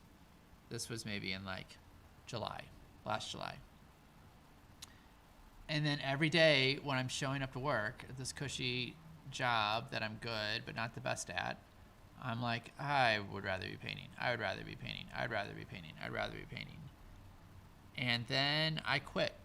I quit my job. Nothing lined up. I didn't have another job lined up. I didn't have another career lined up. I didn't have anything. All I knew is I wanted to do three things. I wanted to paint, I wanted to write, and I wanted to coach.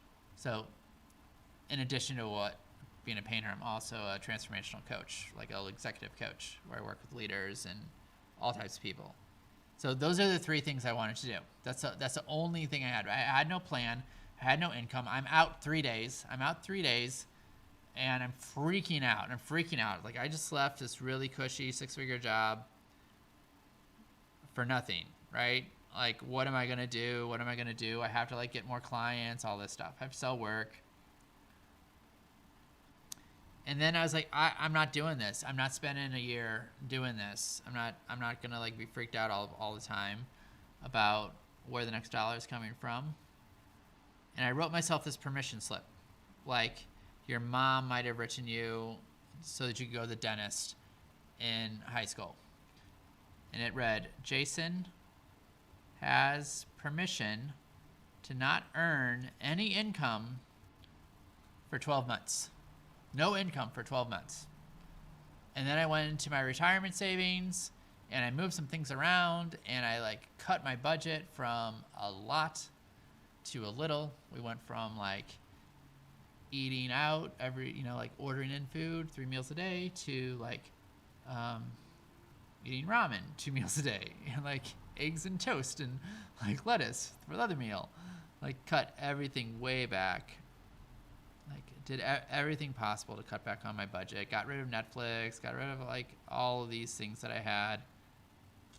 Cut back all of that and got to the point where I could live. I could live on a very small budget, but I could paint. Like I gave up restaurants, I gave up travel, I gave up dating, I gave up a lot of things. I gave up Netflix, I kept Spotify because I can't paint without music. But I gave up a lot of stuff, a lot of recurring subscriptions to things. And I was like, is it worth it? Is it worth it to me to go without Netflix for a year if I could paint every day? And the answer was yes. It was like yes. Is it worth it to me to not travel? Well, COVID really made that easy, to be honest with you. Not going to restaurants, COVID made that easy too. And then I even sold all of my investments. I sold all of my investments because I didn't want to even be earning investment income, because what I wanted was to completely disconnect from money, disconnect from the idea of money. So when I paint, I want to paint what I'm called to paint. I'm called to paint my dreams. I want to paint what's coming out, right? Like I want to paint what I'm called to paint. I don't want to paint what's going to get me more likes on Instagram. I don't want to paint what's going to get me more subs. I don't want to paint what's going to sell. I want to paint what I'm called to paint. And in order to do that, I needed to let go of money. And I did. I have. Those 4 months passed, and then people kept wanting to give me money, and I finally was like, okay, I can see how this is benefiting you and me for you to give me money. And so I started taking money in again from things that I do, like facilitating or coaching or selling artwork. And I'm just sort of playing with that again. I have some more time from that original permission slip still, and I still freak out. I freak out all the time. Thanks, guys. Yeah.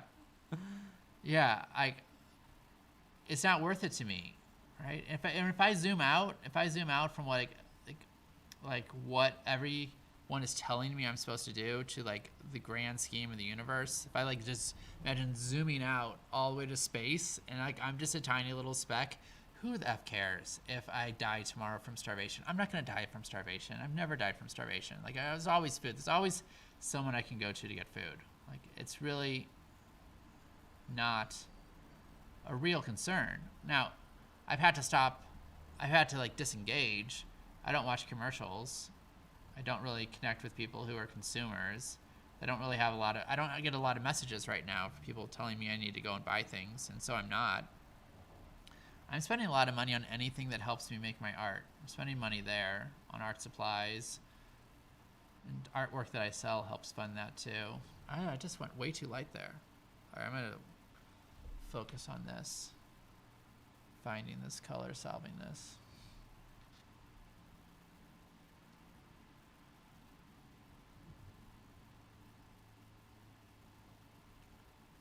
Stylus and pen, are you gonna stream today? I didn't catch yours the other day, and I know you said you're going to stream tonight. You're working on watercolors? Ever since you mentioned that you have that watercolor like watercolor postcard paper, I've been jealous of that. I did one last night. Oh man, I was so angry. I got into this disagreement with my partner about like schedule and time, and I'm not really into calendars right now, and it's a lot to juggle, like between COVID and Polly, right? So she has another partner that she lives with most of the time, and it just adds a level of complexity to everything that we plan. I was just pissed off about doing something that I said I wouldn't do, but I did anyway. Oh, I want to read this comment from Stylus. Lifestyle inflation is so big, I know. Try and control my spending and only spend on things I'm actually passionate to, right? And like, where does my money actually go? Like, where does my money actually go? Like, that was a question. Answering that question was like a kick in the teeth. If you read any of my writing or you hear me talk much, you'll hear me talk about abundance. And abundance is just yes and. Yes, I'm going to surrender to the universe and I'm going to be abundantly provided for. And oh yeah, I want to read this. Stylus and Pen, you're streaming tonight, 6:30 Pacific Standard Time. Awesome. Yeah, watercolor postcards. Okay, so I'm saving that postcard I was doing while you're watching. If you want that one, DM me on Instagram or somewhere your address, and I'll send it to you. And I'd love to get another one. Like I want to bring back mail art that people were doing like in the 90s and early 2000s. It's like the perfect like crossover of the perfect mashup of this like hugely technological thing we're doing with all this equipment on Twitch and streaming, but then like making something really analog and then like sending it around the world through like old school postal system. It just makes me happy to like have that mashup. Yes, Skull Salad, if you're still on, you can go check out Stylus and Pen. He does these really wonderful looking figures. He has his own very unique style. You have hella pen pals. You love analog everything. Nice. I'm collecting I gotta start figuring out who I'm gonna send these postcards to. I'm gonna send one to my teacher. I don't analog much anymore. Every once in a while I'll send my mom a thank you card or something because she really loves that. I'm glad you're still analog. Makes me happy. Okay, still working on her. I'm gonna take a step back and I'm gonna do a reassess. Digital and analog, stylus and pen. Okay, so I'm gonna talk to the painting a little bit. I like to talk to her. Okay, this line here, still concave, like the distance between here and here, like we should be seeing bicep, but it's actually concave, so I want to pull that out. This red line and all that red there, this makes it, I mean, it's so striking. It just like leaps out. And I want to leave it because even if it means I can't come back in and rework this area, I want to leave this part messy because it adds into the rhythm of the whole painting. And I'm noticing here, right on her forehead, this is also coming in concave, and it should be convex here. It should be coming out to indicate the bicep and tricep coming through here. I want to go over this part with hair later. That's intentional overpaint. So that's scalp. I'm going to go over that with hair when I do hair next. I'm going to step further back.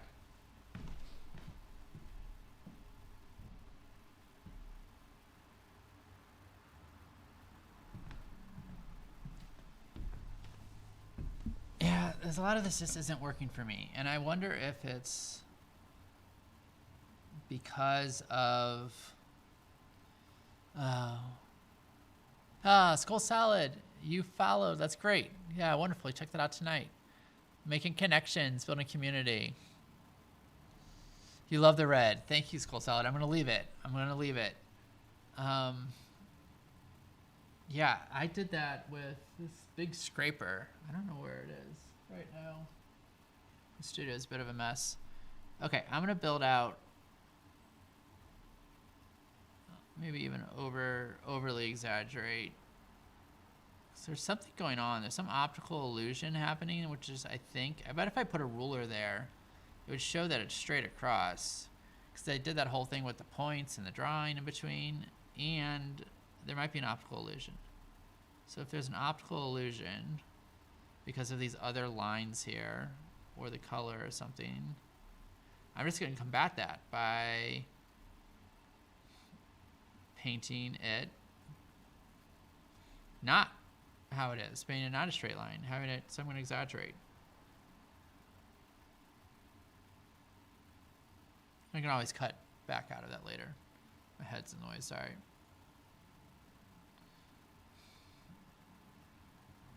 going to have this come in through here.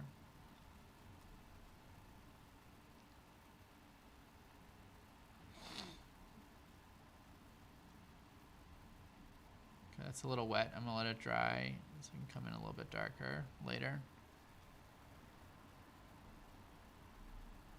I'm going to move to a smaller brush for a moment.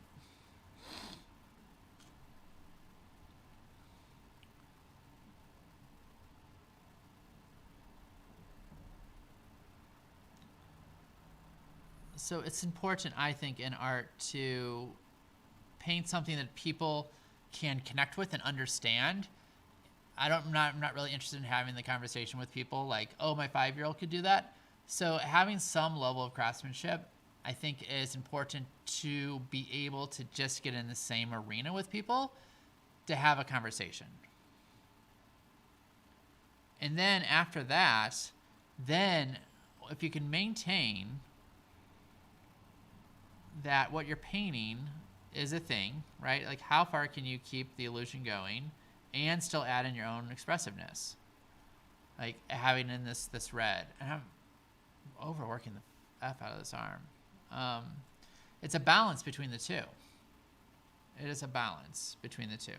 Is it still recognizable? Is it understandable? Does your soulmate collector looking at your art, is he, she, or they, or z, do they understand it? And have you added in your own unique lens? We all have our own unique lens on the world. You see the world differently than I do. And I love art because I get to see everyone's unique lens.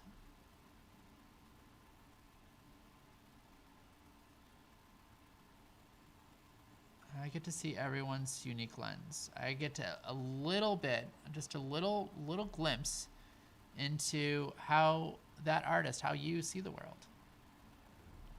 And that is valuable. That is valuable to me because it gives me new perspective. That's why I like art that's expressive, but I also like art that's approachable and understandable. Not all my art is approachable and understandable. I do some art on some pretty dark and kinky topics. That's probably not appropriate for the community guidelines on Twitch. And that's for a specific audience. Some of my artwork I want to be able to connect with a wider audience.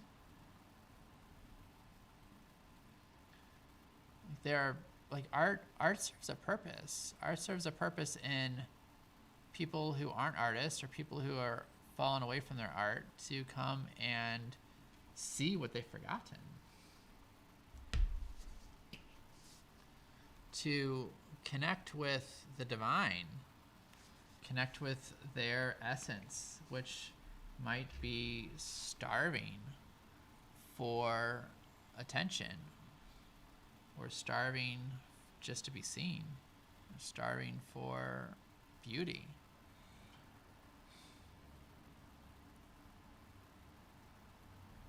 All right, I'm starting to understand what I'm struggling with on this arm. The arm definitely has a very highlight part, very high lit part up here. It definitely has a very shadow part. And the transition happens really quickly. And I'm not doing the transition very well. Like, there's a stripe of transition here, and I never got that color right earlier. And I'm gonna look at the reference photo. You can see the reference photo up there. What we have is, it's warm. It's going from cool to warm. So maybe I'll just choose a neutral color. Yellow ochre and Titan buff together. It's not gray. It's not black. This line through here. It's definitely cool here. And right above it, it's definitely warm. And there is a very dark area right here, and it transitions very quickly. I have this middle, let's put this in on the line. All right, this is how blending is done in acrylic often. It's by doing it in between color, painting over the line in between the two. I'm not gonna make it small. This is an experiment. This might not work. If it doesn't work, I'm happy. I'll be excited it doesn't work because I'll have more data. I'll have more data about how to solve this. I've never painted a reclining figure with her arm like this before. So some of this I'm learning for the first time. But I have painted cylinders and drawn cylinders. Okay, so here's what I like about that. This to this is pretty good. That to that is pretty good. This is pretty good. That red is really not appropriate there. I'm gonna hit that back later. I want there to be another transition between here and here. So I'm gonna take that color I mixed. Oh, I still have a little of this light. I'm gonna put a little bit of that right there. Just rub it in.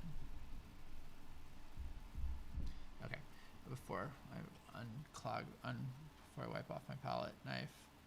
Okay, so we have a little bit of this color. You gather it up. And I want it to be along here. I'm gonna do another line in between those two values. I'm gonna go slightly darker, and it's gonna be thin because it's churning quickly. It's going from light to dark very quickly. It's not a gradual. It's white, white, white, white, white, and then transition, and then dark, dark, dark, dark, dark. And so building that is what I want to do. So I'm going to use some more of that burnt umber, which is warm, a warm color. And toss in a little bit of that green oxide, chromium green oxide. Now we have a slightly darker color. And I'm gonna clean out my brush because it matters now. Sometimes it doesn't really matter, but I'm trying a very specific experiment here. Okay. And we will put this line in between those two. And I'm just painting over the line.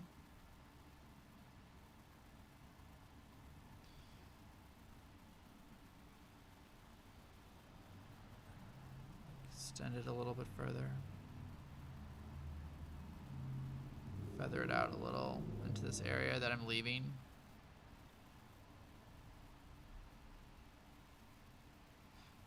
more paint on my brush.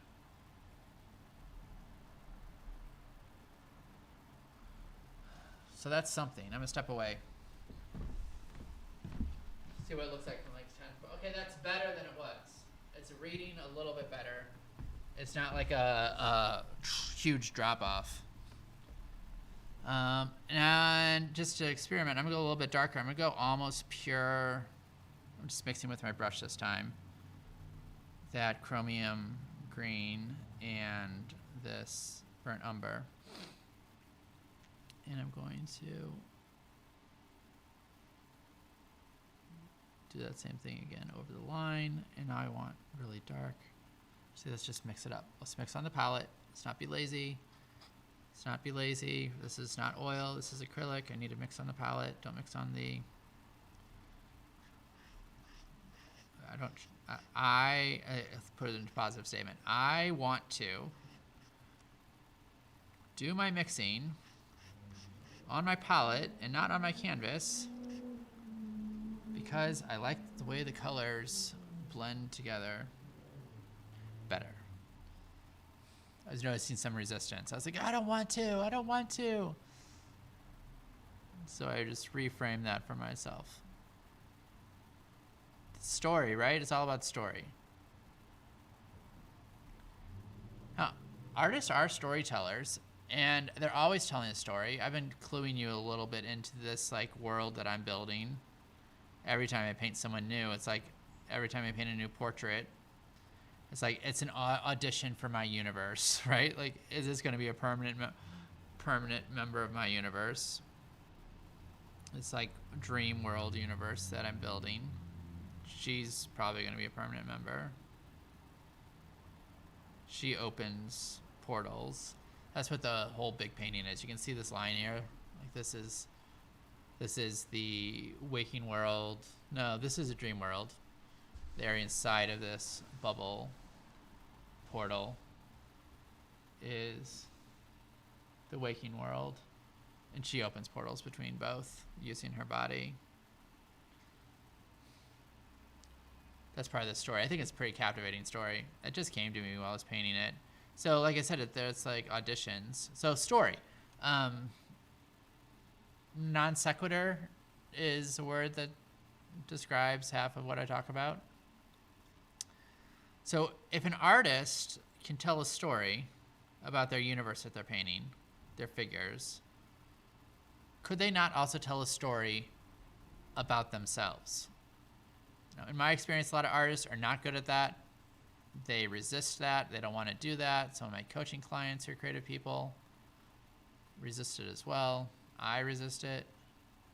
Like, why do I have to tell my story? Why can't my work just stand on its own? Well, it's story, right? It's the artwork is about your unique lens on the world, the unique way that you can see the world that no one else can see. And how did that come about? That's in the story. Again, this is me giving advice to myself.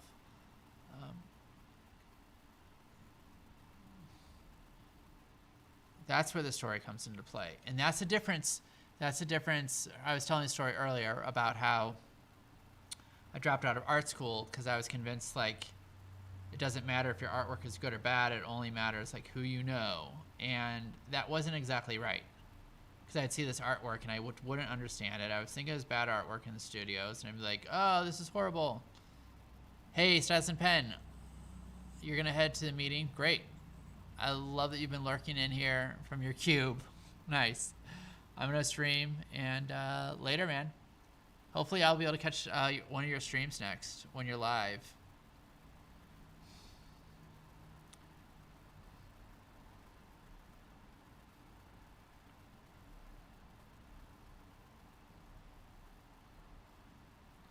So there was more to the story of what was happening there, and it was story, right? The more to the story was the story. There's a story behind that artist. This artist like only paints pictures of cats doing something, and it's inspired by this something or something. Like, all of those things, like if I were to sum up an artist, like Basquiat. We were talking about Basquiat earlier. If I was going to sum up Basquiat, I would say graffiti artist. I would say black graffiti artist turned abstract expressionist painter who paints like he doesn't give an F about anything. That is how I'd sum him up. How I'd sum up myself, like now, I've been working on this. I would sum up myself as an artist who paints pictures that come to him in his dreams that are joyful, dark, and sexy. Joyful, dark, sexy. And there's more to the story about how I spent time in the corporate world and I had a near-death experience, and that shocked me into using the time I have in my life differently, and recovery and the suicide of my wife 8 years ago, and all these other little pieces that start to like construct a story. And I think that people, question, do you try things like lucid dreaming? I haven't tried lucid dreaming specifically. What I have done though is woken up from a dream and then gone back into the dream and been kind of awake, kind of asleep. I know that's what lucid dreaming roughly is, but not specifically lucid dreaming, no. I've done a fair amount of like documenting my dreams as I wake. And that feels good. I used to not remember them. I was too scared. There's scary things in them, but I work with a shaman who's my spiritual guide / therapist, and we work on dreams sometimes. She's also a dream guide. She's trained in that. So sometimes she and I go into dreams together, and she's been giving me some skills in that area.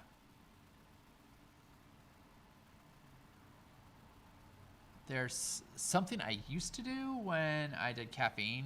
I've given up caffeine. Occasionally I'll get a little bit of caffeine in my system from chocolate, but I don't do coffee or tea or energy drinks. What I used to do is I would make coffee or espresso and I would drink it down and then take a nap. I would fall asleep super quickly watching like a documentary or something. Fall asleep super quickly and then wake up. Set a timer for like 20 or 30 minutes. And when I would wake up refreshed from sleeping with a ton of caffeine in my system, and I would get super motivated to go and do whatever I was going to do. Completely. I think that was back when I was doing a lot of computer coding. But these days, if I'm stuck, I'll take a nap. There's a little couch here in the studio. I'll take a nap, and oftentimes I have big dreams during my daytime naps. So not lucid dreaming, but those are some of the types of, in the same ballpark of lucid dreaming that I do. Do you do lucid dreaming? Well, you said earlier that you don't remember a lot of your dreams, right? And we talked a little bit about like dream journals and that critical sort of like first 15, 20 minutes when you're awake. The dreams are there, but then they're gone. The moment I get interrupted by technology or another human, my dreams are gone. But if I can write them down or voice record them before, then they stick with me. And I look back at them later, and I'm like, oh, I remember that dream now. Sometimes I'll draw a little picture of them. Okay, I'm just overworking this arm, and I want to stop working the arm and go work something else. I'm too close to it. I'm going to come in tomorrow and look at him like, oh, that's what I was doing wrong, and it'll make perfect sense. I'm just a little close. Like, you see that? Like, I just put in this like super bright highlight for no reason. Too close to that. I'm gonna do something else though. On this figure, I might have to move the camera. Might do something completely different. I have all this paint out that I want to use. Okay. Pull back a little bit. Could I do her hair? Blonde hair. Hey, Skull Salad. Oh no, I've been too scared. But yeah, I was just gonna say, what would help to make you? Yeah, what would help to make you remember better? Yeah, it's at first 15, 20 minutes writing them down. That's advice I've been given, and that's what I've read about, and in my experience, that has worked for me too. All right. What I'm gonna do is I'm gonna work on something really challenging for me.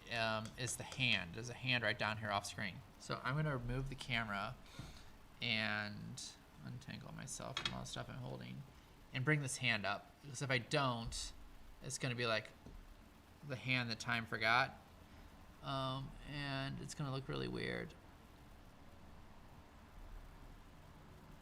So I want to add a little bit more detail to it before I add more detail to other parts of the body.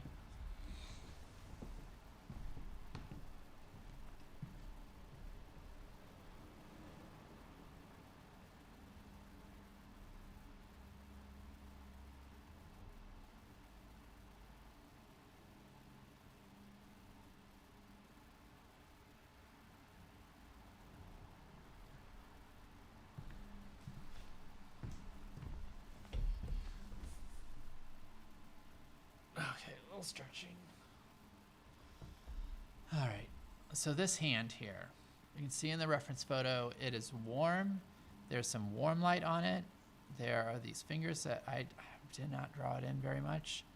So it's gonna be rough. And actually, I want to respect the fact that it's still rush. I'm gonna move up a brush size. Moving up to a brush. This is a number 6 flat, Princeton Art and Brush Company. So I'm moving up a size to keep myself loose and forced to work in big planes and just get the structure down. So the structure is, we have a plane here, which is light and warm. And we have a plane underneath where there are fingers, 1, 2, 3, or 4 fingers. And we have a thumb coming in over the top, which is casting a shadow. So I'm going to start with a lightish, warmish color here. I'm going to be thinking about the profile of the knuckles.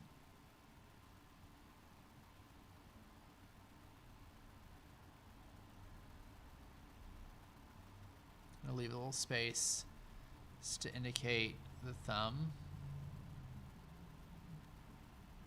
Keeping it big with this big brush, keeping the strokes big so that I don't come in with too much detail. I want to get the structure in, just the planes. Okay. Get this darker color. Have a little bit of this darker greenish color. My black has all gone sticky. We can reactivate it with a little water, maybe? Maybe just a little. Okay, so the underside of the thumb is a plane. Give an indication of that. Our body, our brain and our body, it wants to understand what we're looking at. It wants to understand. It wants to make meaning, especially it wants to make meaning out of faces, probably out of hands too. I need to get more paint. Tap of black should do it. This is Mars Black. Whoop. There we go.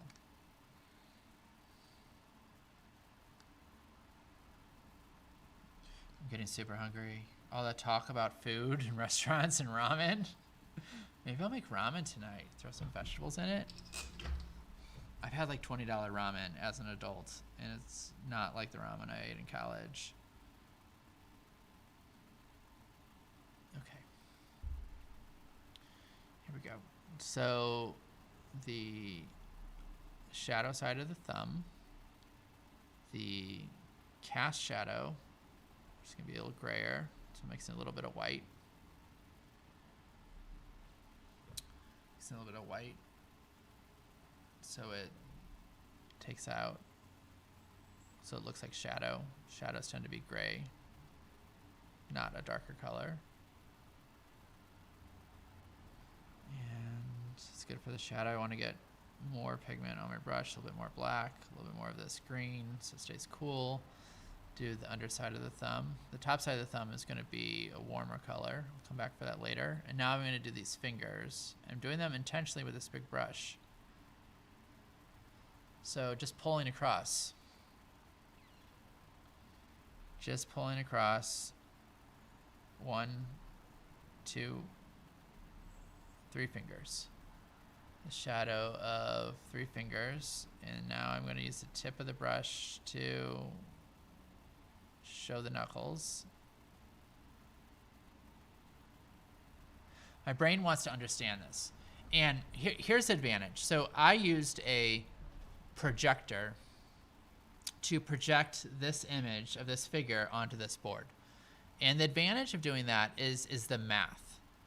My brain wants to understand the proportions. We use color and value and all the rest of that, but we also use proportions. My brain wants to understand the proportions. That's how facial recognition software sees like eye, nose, chin, ear, shape of head. It's looking for these pointers. Brain does similar things. Oh God, music change, hang on. The brain can do similar things to identify, are the proportions there? That's how likeness works. And likeness is, does this look like the person? Like, oh, it's a celebrity painting. Does it look like a celebrity? Does it look like the person I'm painting? Ones that do are ones that get the proportions right. So, oh, that's what Caravaggio did using lenses. Oh my goodness, love that. Projecting, get the proportions right, and once you get the proportions right, I never tried it though. I've always been mostly alla prima. I hear you. I was too. I had this story in my head that it was cheating. Like if I'm tracing, if I'm using a projector, if I'm using photo transfer, if I'm doing using any of the apps or technology that is available, I'm cheating, and it's not real art. That's the story that I used to have. And then when and because of that, it affected what I painted, like what the final image was. When I got back into painting recently, 6 months ago, after a long time away, I told I had this conversation with myself, and I was like, am I willing to do whatever it takes to get the images in my head onto canvas? And the answer was yes, I am. I've done transfers before where I'll use a grid. I'll use a ruler and a measuring system, and I'll grid out I'm doing a mural or something. I'll grid it out, and then I'll grid a photo, and then I'll like copy it over. Or I'm painting live from a model, drawing live from a model. I'll go to the model and I'll like measure. I'll like use measurements either from a distance. I'll use my like paintbrush like this to measure like, oh, that's about that far, and then I'll translate that to my drawing. Yeah, I always saw it as cheating. But then I did this reframe where I was like, okay, hang on. Like that was just, a ruler is technology. Like a measurement system is technology. That was the technology of the day. Today, we have all this other technology. So my technology is like my iPad and my mini projector. So like the reason I'm talking about all of this is because if I get the proportions right, like down here with these fingers, if I get the proportions right and I give little indicators that I know the brain is looking for, like the bits of the knuckle, if I get that right, then I have so much more freedom with color and texture and expressiveness. I have more freedom to paint what I'm feeling. I have more freedom to paint what I'm feeling because it's like coloring in a coloring book almost. And then like I'm sure you've seen people who color in a coloring book and they just like color in lines. We've seen other people who make these like beautiful masterpieces of a coloring book, and they color inside the lines and outside the lines, and they kind of just make it their own, but it still looks like the original thing because you had those original proportions. So by me having these original proportions down, I can be super expressive and it's still going to look like a hand. This just looks like planes. Not entirely pulling it off right now. But if I got back from a distance, if I got 100 foot away, or even 30 foot away, I'm like, oh, okay, that's like a hand. I can tell there's like that dark part, and maybe I can like make out something about a knuckle. And if I want this to be more detailed, I'll come back. If you look at the stream from 2 days ago when I worked on her face, at the start of it, it's just like a smudge. And it looked like a face, and I'd even this has been in the studio for a week or two, just like sitting waiting for the next coat of paint, and there were times where I was like, oh, that looks like a figure, maybe I could just leave it, or maybe I could like make, I don't know, like maybe it's good enough. Like that's what I was thinking. But if you look at the before and after, I think I put a before and after on my Instagram too. That's just the @ sign and then like same channel name at Jason Hansen Art. I think a couple days ago I put that on my channel. You can see the before and after. Both look kind of like a human. The proportions are the same, but in the most recent one with this level of detail, it looks totally different. And I want to be able to choose what parts of the painting I add the detail to, what parts I let morph out. Like here, can you see that part? No, but over. Let me just turn this camera here. So over here, like through her ribcage here, and like her hip bone there, and her vulva, like I might choose to just have that be expressive. I might have it like rip it off, and like be being pulled into here. I could do that if I wanted to. All the rest of the form is in perspective, and it would, yeah. All right. Oh, cool. Thanks for following me on Instagram. Yeah. So, it's possible to. I guess what I'm saying is for me right now, in this phase of my painting, getting the proportions right. If I can get the proportions right using technology, it allows me to be so much more expressive and still keep that illusion of, oh, that this isn't just a bunch of like marks on a painting. In fact, it is a human. Like I can trick you into thinking like this is a human, even if it starts to get super crazy.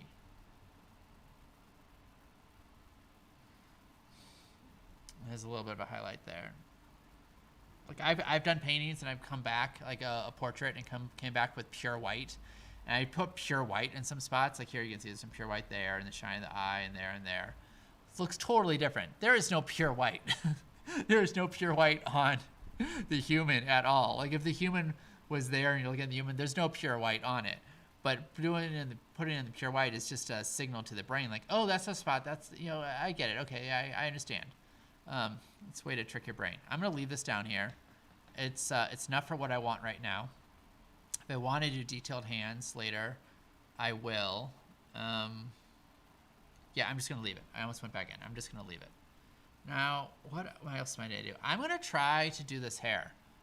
Hair, I tend to, for a long time, I discounted hair. I was like, oh, hair, just use something you do at the end. It's no big deal. And then I started painting black women with elaborate hair. Tried painting red-headed women, and got into the hair like a ginger human with what we call red hair. That hair is crazy. It's naturally, it's like blonde and brown and red and purple and blue. There's like all these different colors to it.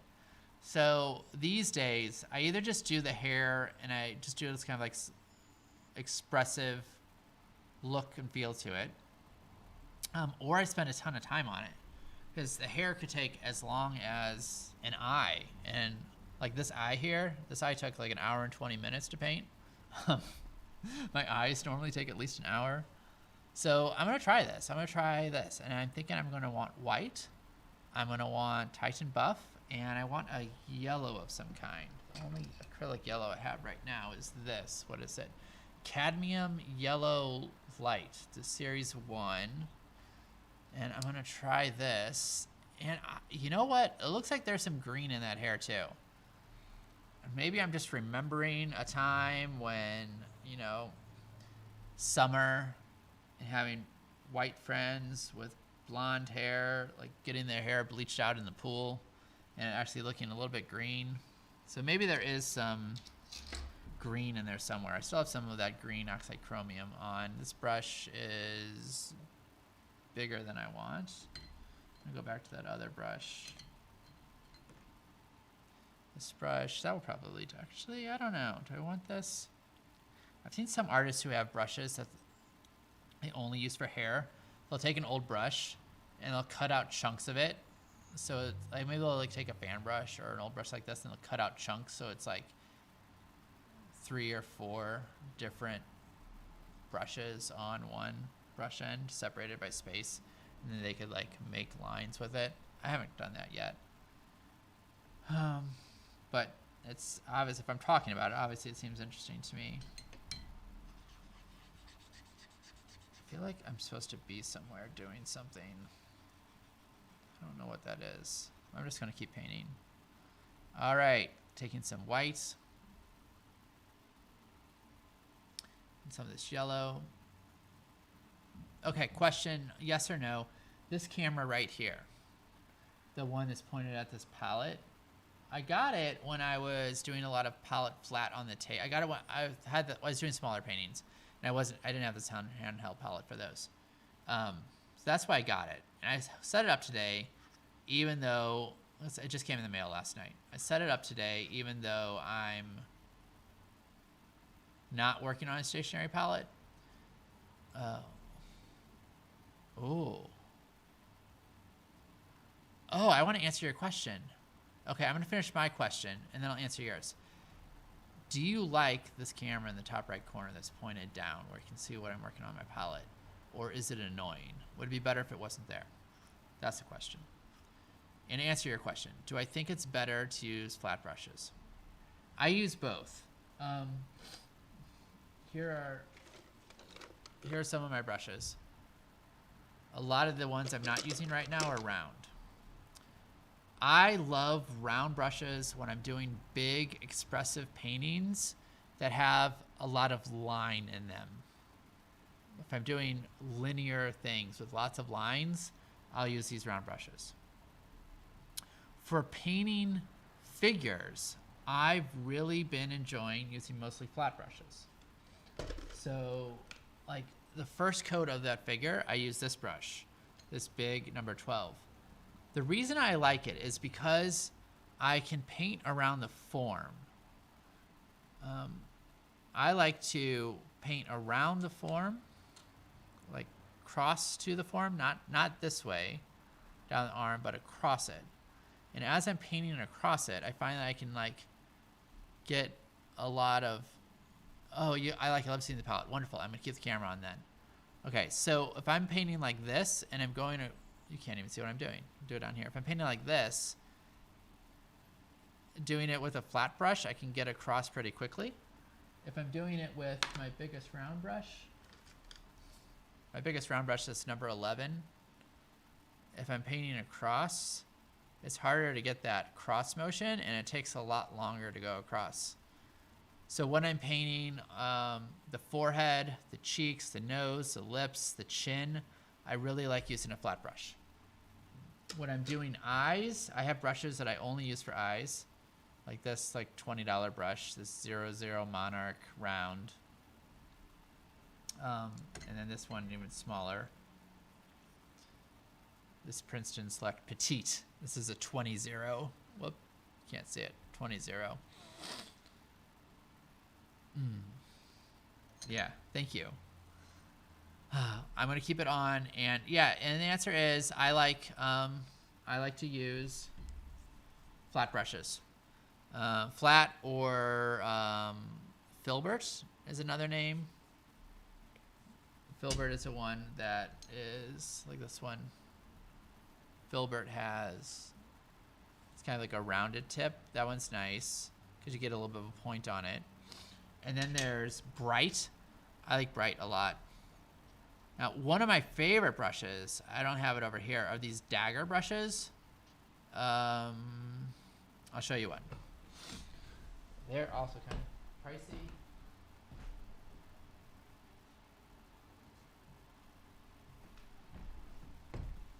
I have these segregated off in my oil area.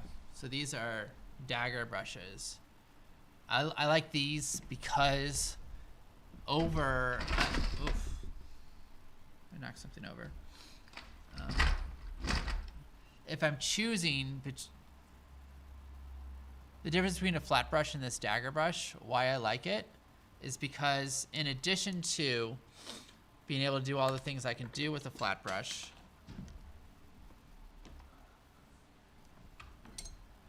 in addition to all the things I can do with the flat brush, I can just cock it at an angle and pull like this. I can also cut lines. I can cut lines with it. It's good for doing long lines. It's a bit more versatile. But I haven't found a really good source for these. These are like 20 bucks a piece, and they don't hold their shape super well. This one, let's see if I can find a way to show you how the shape has come apart. You can see how the shape is like it's starting to get frayed. Maybe it's because I abuse my brushes. I'm not sure. All right, so let's try and figure out what this hair is. The hair really isn't yellow. I'm gonna put this yellow over here. We're gonna use a little bit of it, but it's what is it? Blonde hair. And it's not natural blonde. Looking at her eyebrows, I can tell like it's been bleached in some way. Like her hair is lighter than. So I'm experimenting here and making a lot of colors that I don't like. So let's try some of this Titan Buff. Okay, that's better. Titan Buff in yellow and a little white. That's in the ballpark. Let's see. Oh, okay. Yeah, I like that. And then it gets that darker color. Is that a green? I kind of want to mix in a little bit of gray. So do I have any black left? No, it's dry. I just put that on there too. Okay. So some gray. Let's start with the highlights and we'll come back and mix that for when I need it. Okay, let's grab the brush I want to use. Make sure it doesn't have any colors on it that I don't want. I wish I could do some big reveal at the end of this and say, hey, we're done, but this painting will, it's gonna take a couple months to finish. So I'm gonna do the hair and then I'm gonna go eat dinner, which means going home and cooking. So we'll put a layer on and see how this goes. Covering up the yellow, using this Titan Buff mixed with a little bit of yellow and some white, and noticing the spots on her hair that are the lightest. And using this, I can come in with highlights later. There's also this tussle. I'm sure there's some good words to describe hair. Shock of hair. Well, there's some hair coiled up down here.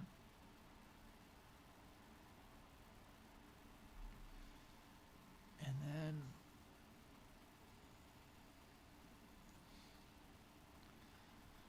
yep, and then through here.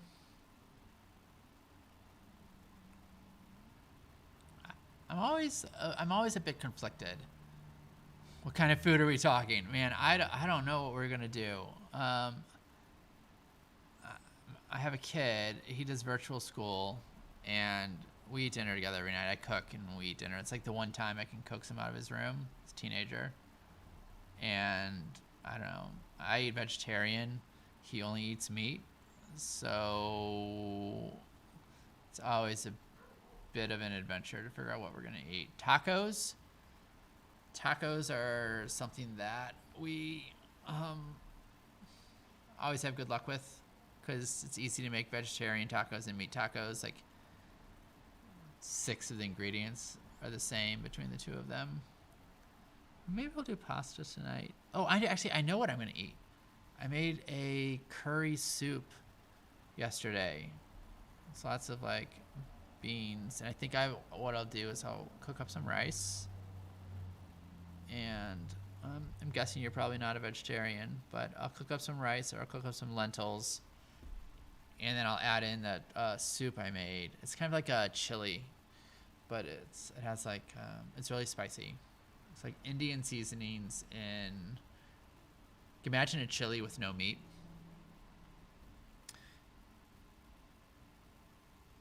Oh, yeah, yeah. Amazing how that happens, right? Your girlfriend's vegan. So, yeah, I eat meat still occasionally, but when I have a choice, and I have good sources of other protein, which is almost all the time, I eat. I don't eat meat. I make it for my son. So I don't know what I'll make. I'll probably make him chicken. I'll make him chicken and rice, and maybe a little stir fry action. He doesn't like spicy, which is annoying. I love spicy.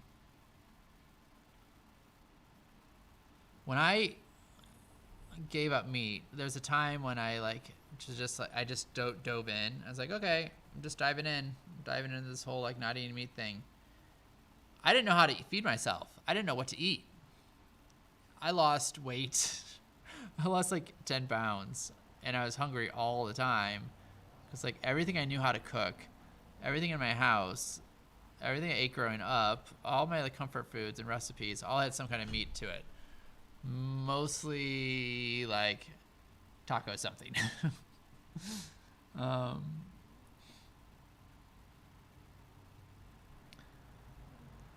so yeah, I didn't know what to eat, and I'm good at, yeah, yeah. Like, I don't like what's a lentil? What do you mean beans? Like what are you talking about? Tofu? I don't know how to cook tofu. Like all, so it was a stumble into it, and so I was hungry a lot because I didn't know what to eat. The trap I get myself into sometimes, and the trap I've seen other vegetarians get themselves into, is sugar. I can be looking around for something vegetarian and be like, oh, that has meat in it. That has meat in it. Oh, that pizza has meat on it. Oh, that pasta has meat in it. And looking for something to eat because I'm starving. And what I land on is like cake, right? Like something with a lot of sugar in it. Because technically, sugar is vegan and it's in all kinds of things. So I've gotten myself into trouble. By trouble, I mean like eating food that I don't want to eat, getting really lethargic, losing my motivation, gaining weight, feeling gross. Like, got myself into that type of trouble by going into the kitchen, going into a non-vegetarian kitchen, feeling very hungry, and I end up eating a bunch of sugary crap.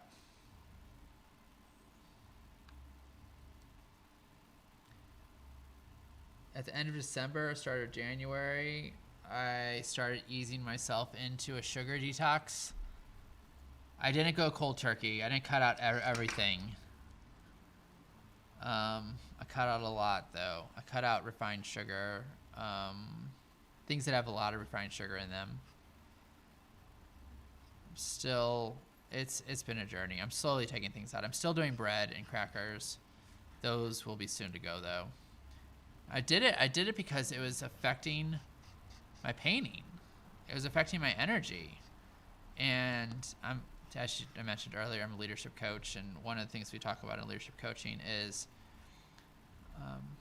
time management and money management pale in comparison to energy management. Energy management, number one.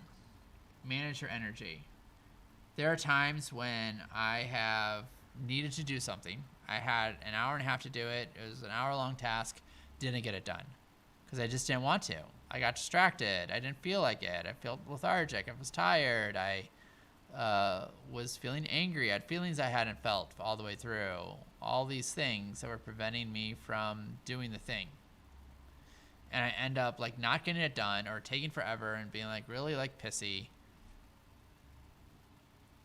because my energy wasn't right. I didn't have the energy to do the thing. There's been times when I had enough money to do the thing, but I didn't have the energy to do it. Like painting. I had enough money to buy paint the whole time I was... If I'm making a schedule right for myself and you want to... Yeah, you're making a schedule right now for yourself. Nice. I hear you. Yeah, schedules can be helpful. But I like to... I even more important than schedule is scheduling time and tasks is scheduling energy. At what times of day do I have certain energies? Do I feel like doing administrative work, sending emails? Do I feel like doing that late at night or early in the morning? Do I have some other things that I want to get done first? It's all about energy management. There are times when I go to do a task that I'm expecting to take an hour and it's done in 20 minutes and it's done better than I've ever done that task before. And in those times when that happens, it's because my energy was perfectly aligned to the task that I was doing. Like writing emails for groups that I run. I'm like, oh, I really don't want to do this. I'm avoiding it. I'm confused. I don't know what to say. All those things, right? If I get all that out of the way and have a high energy when I go and do it, then it happens really quickly. Really easefully. It is like, oh, wow, that's done already. Why did I procrastinate so long on that? That's a question I'll ask of myself when that happens.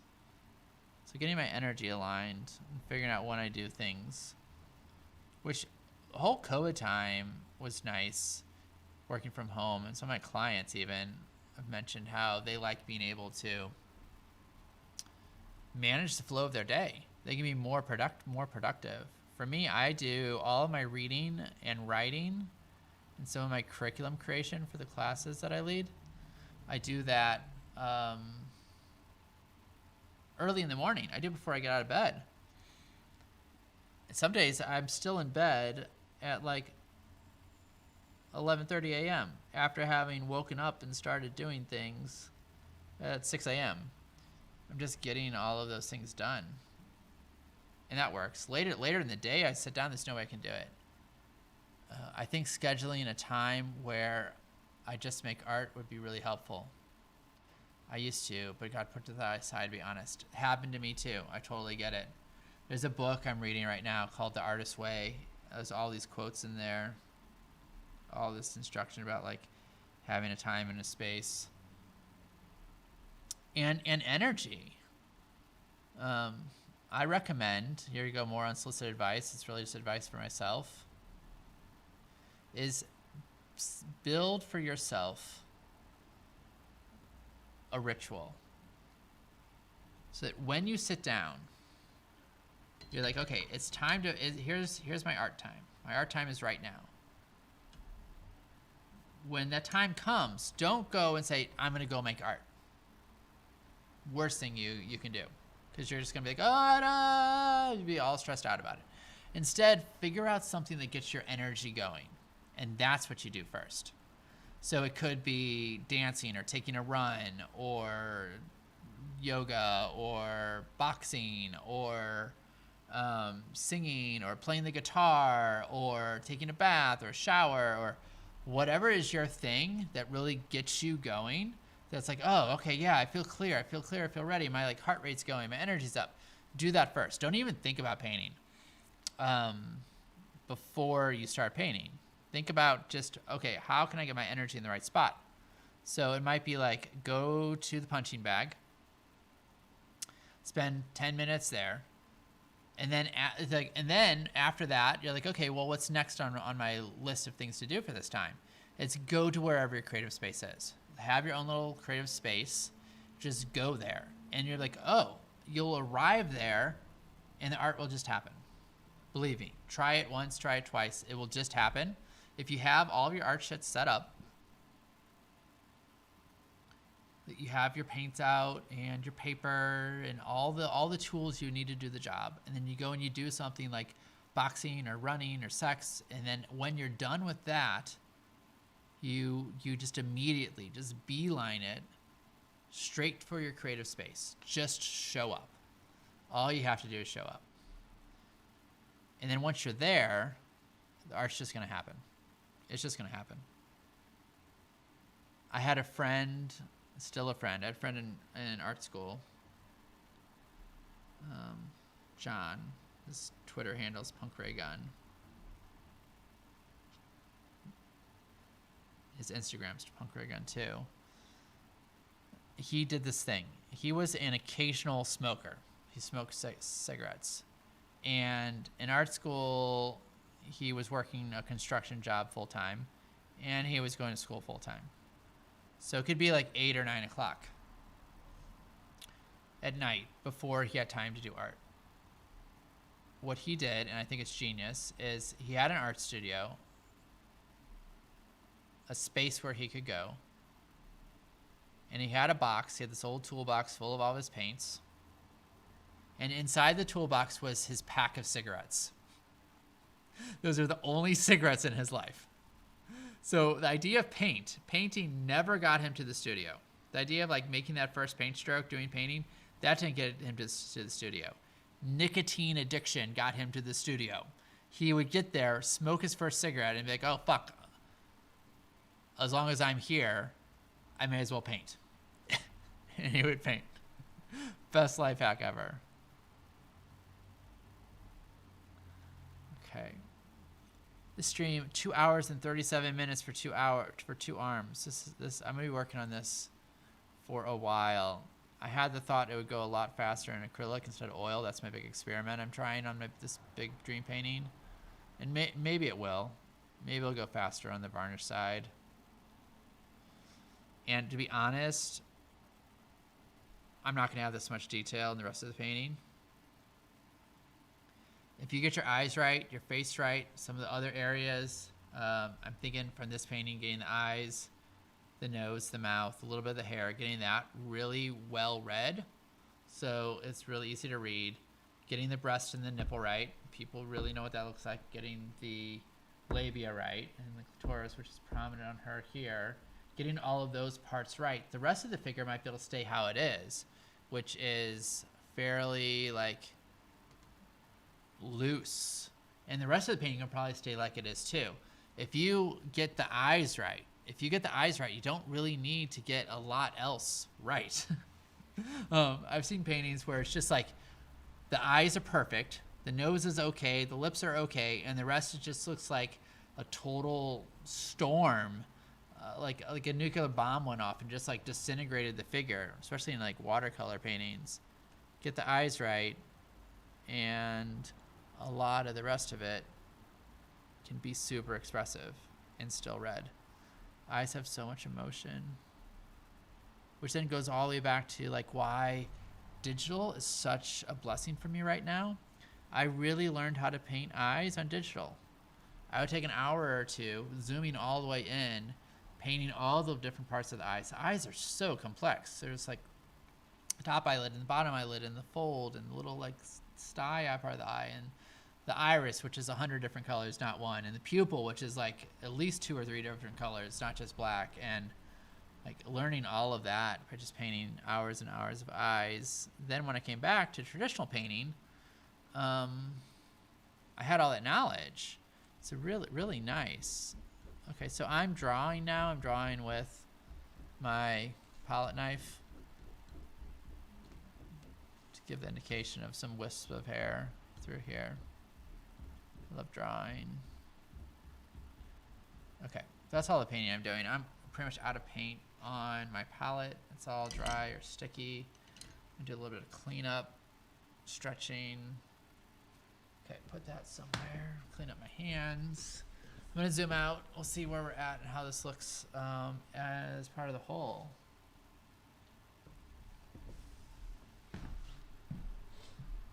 All right, sweetheart, here we go. This is the tripod.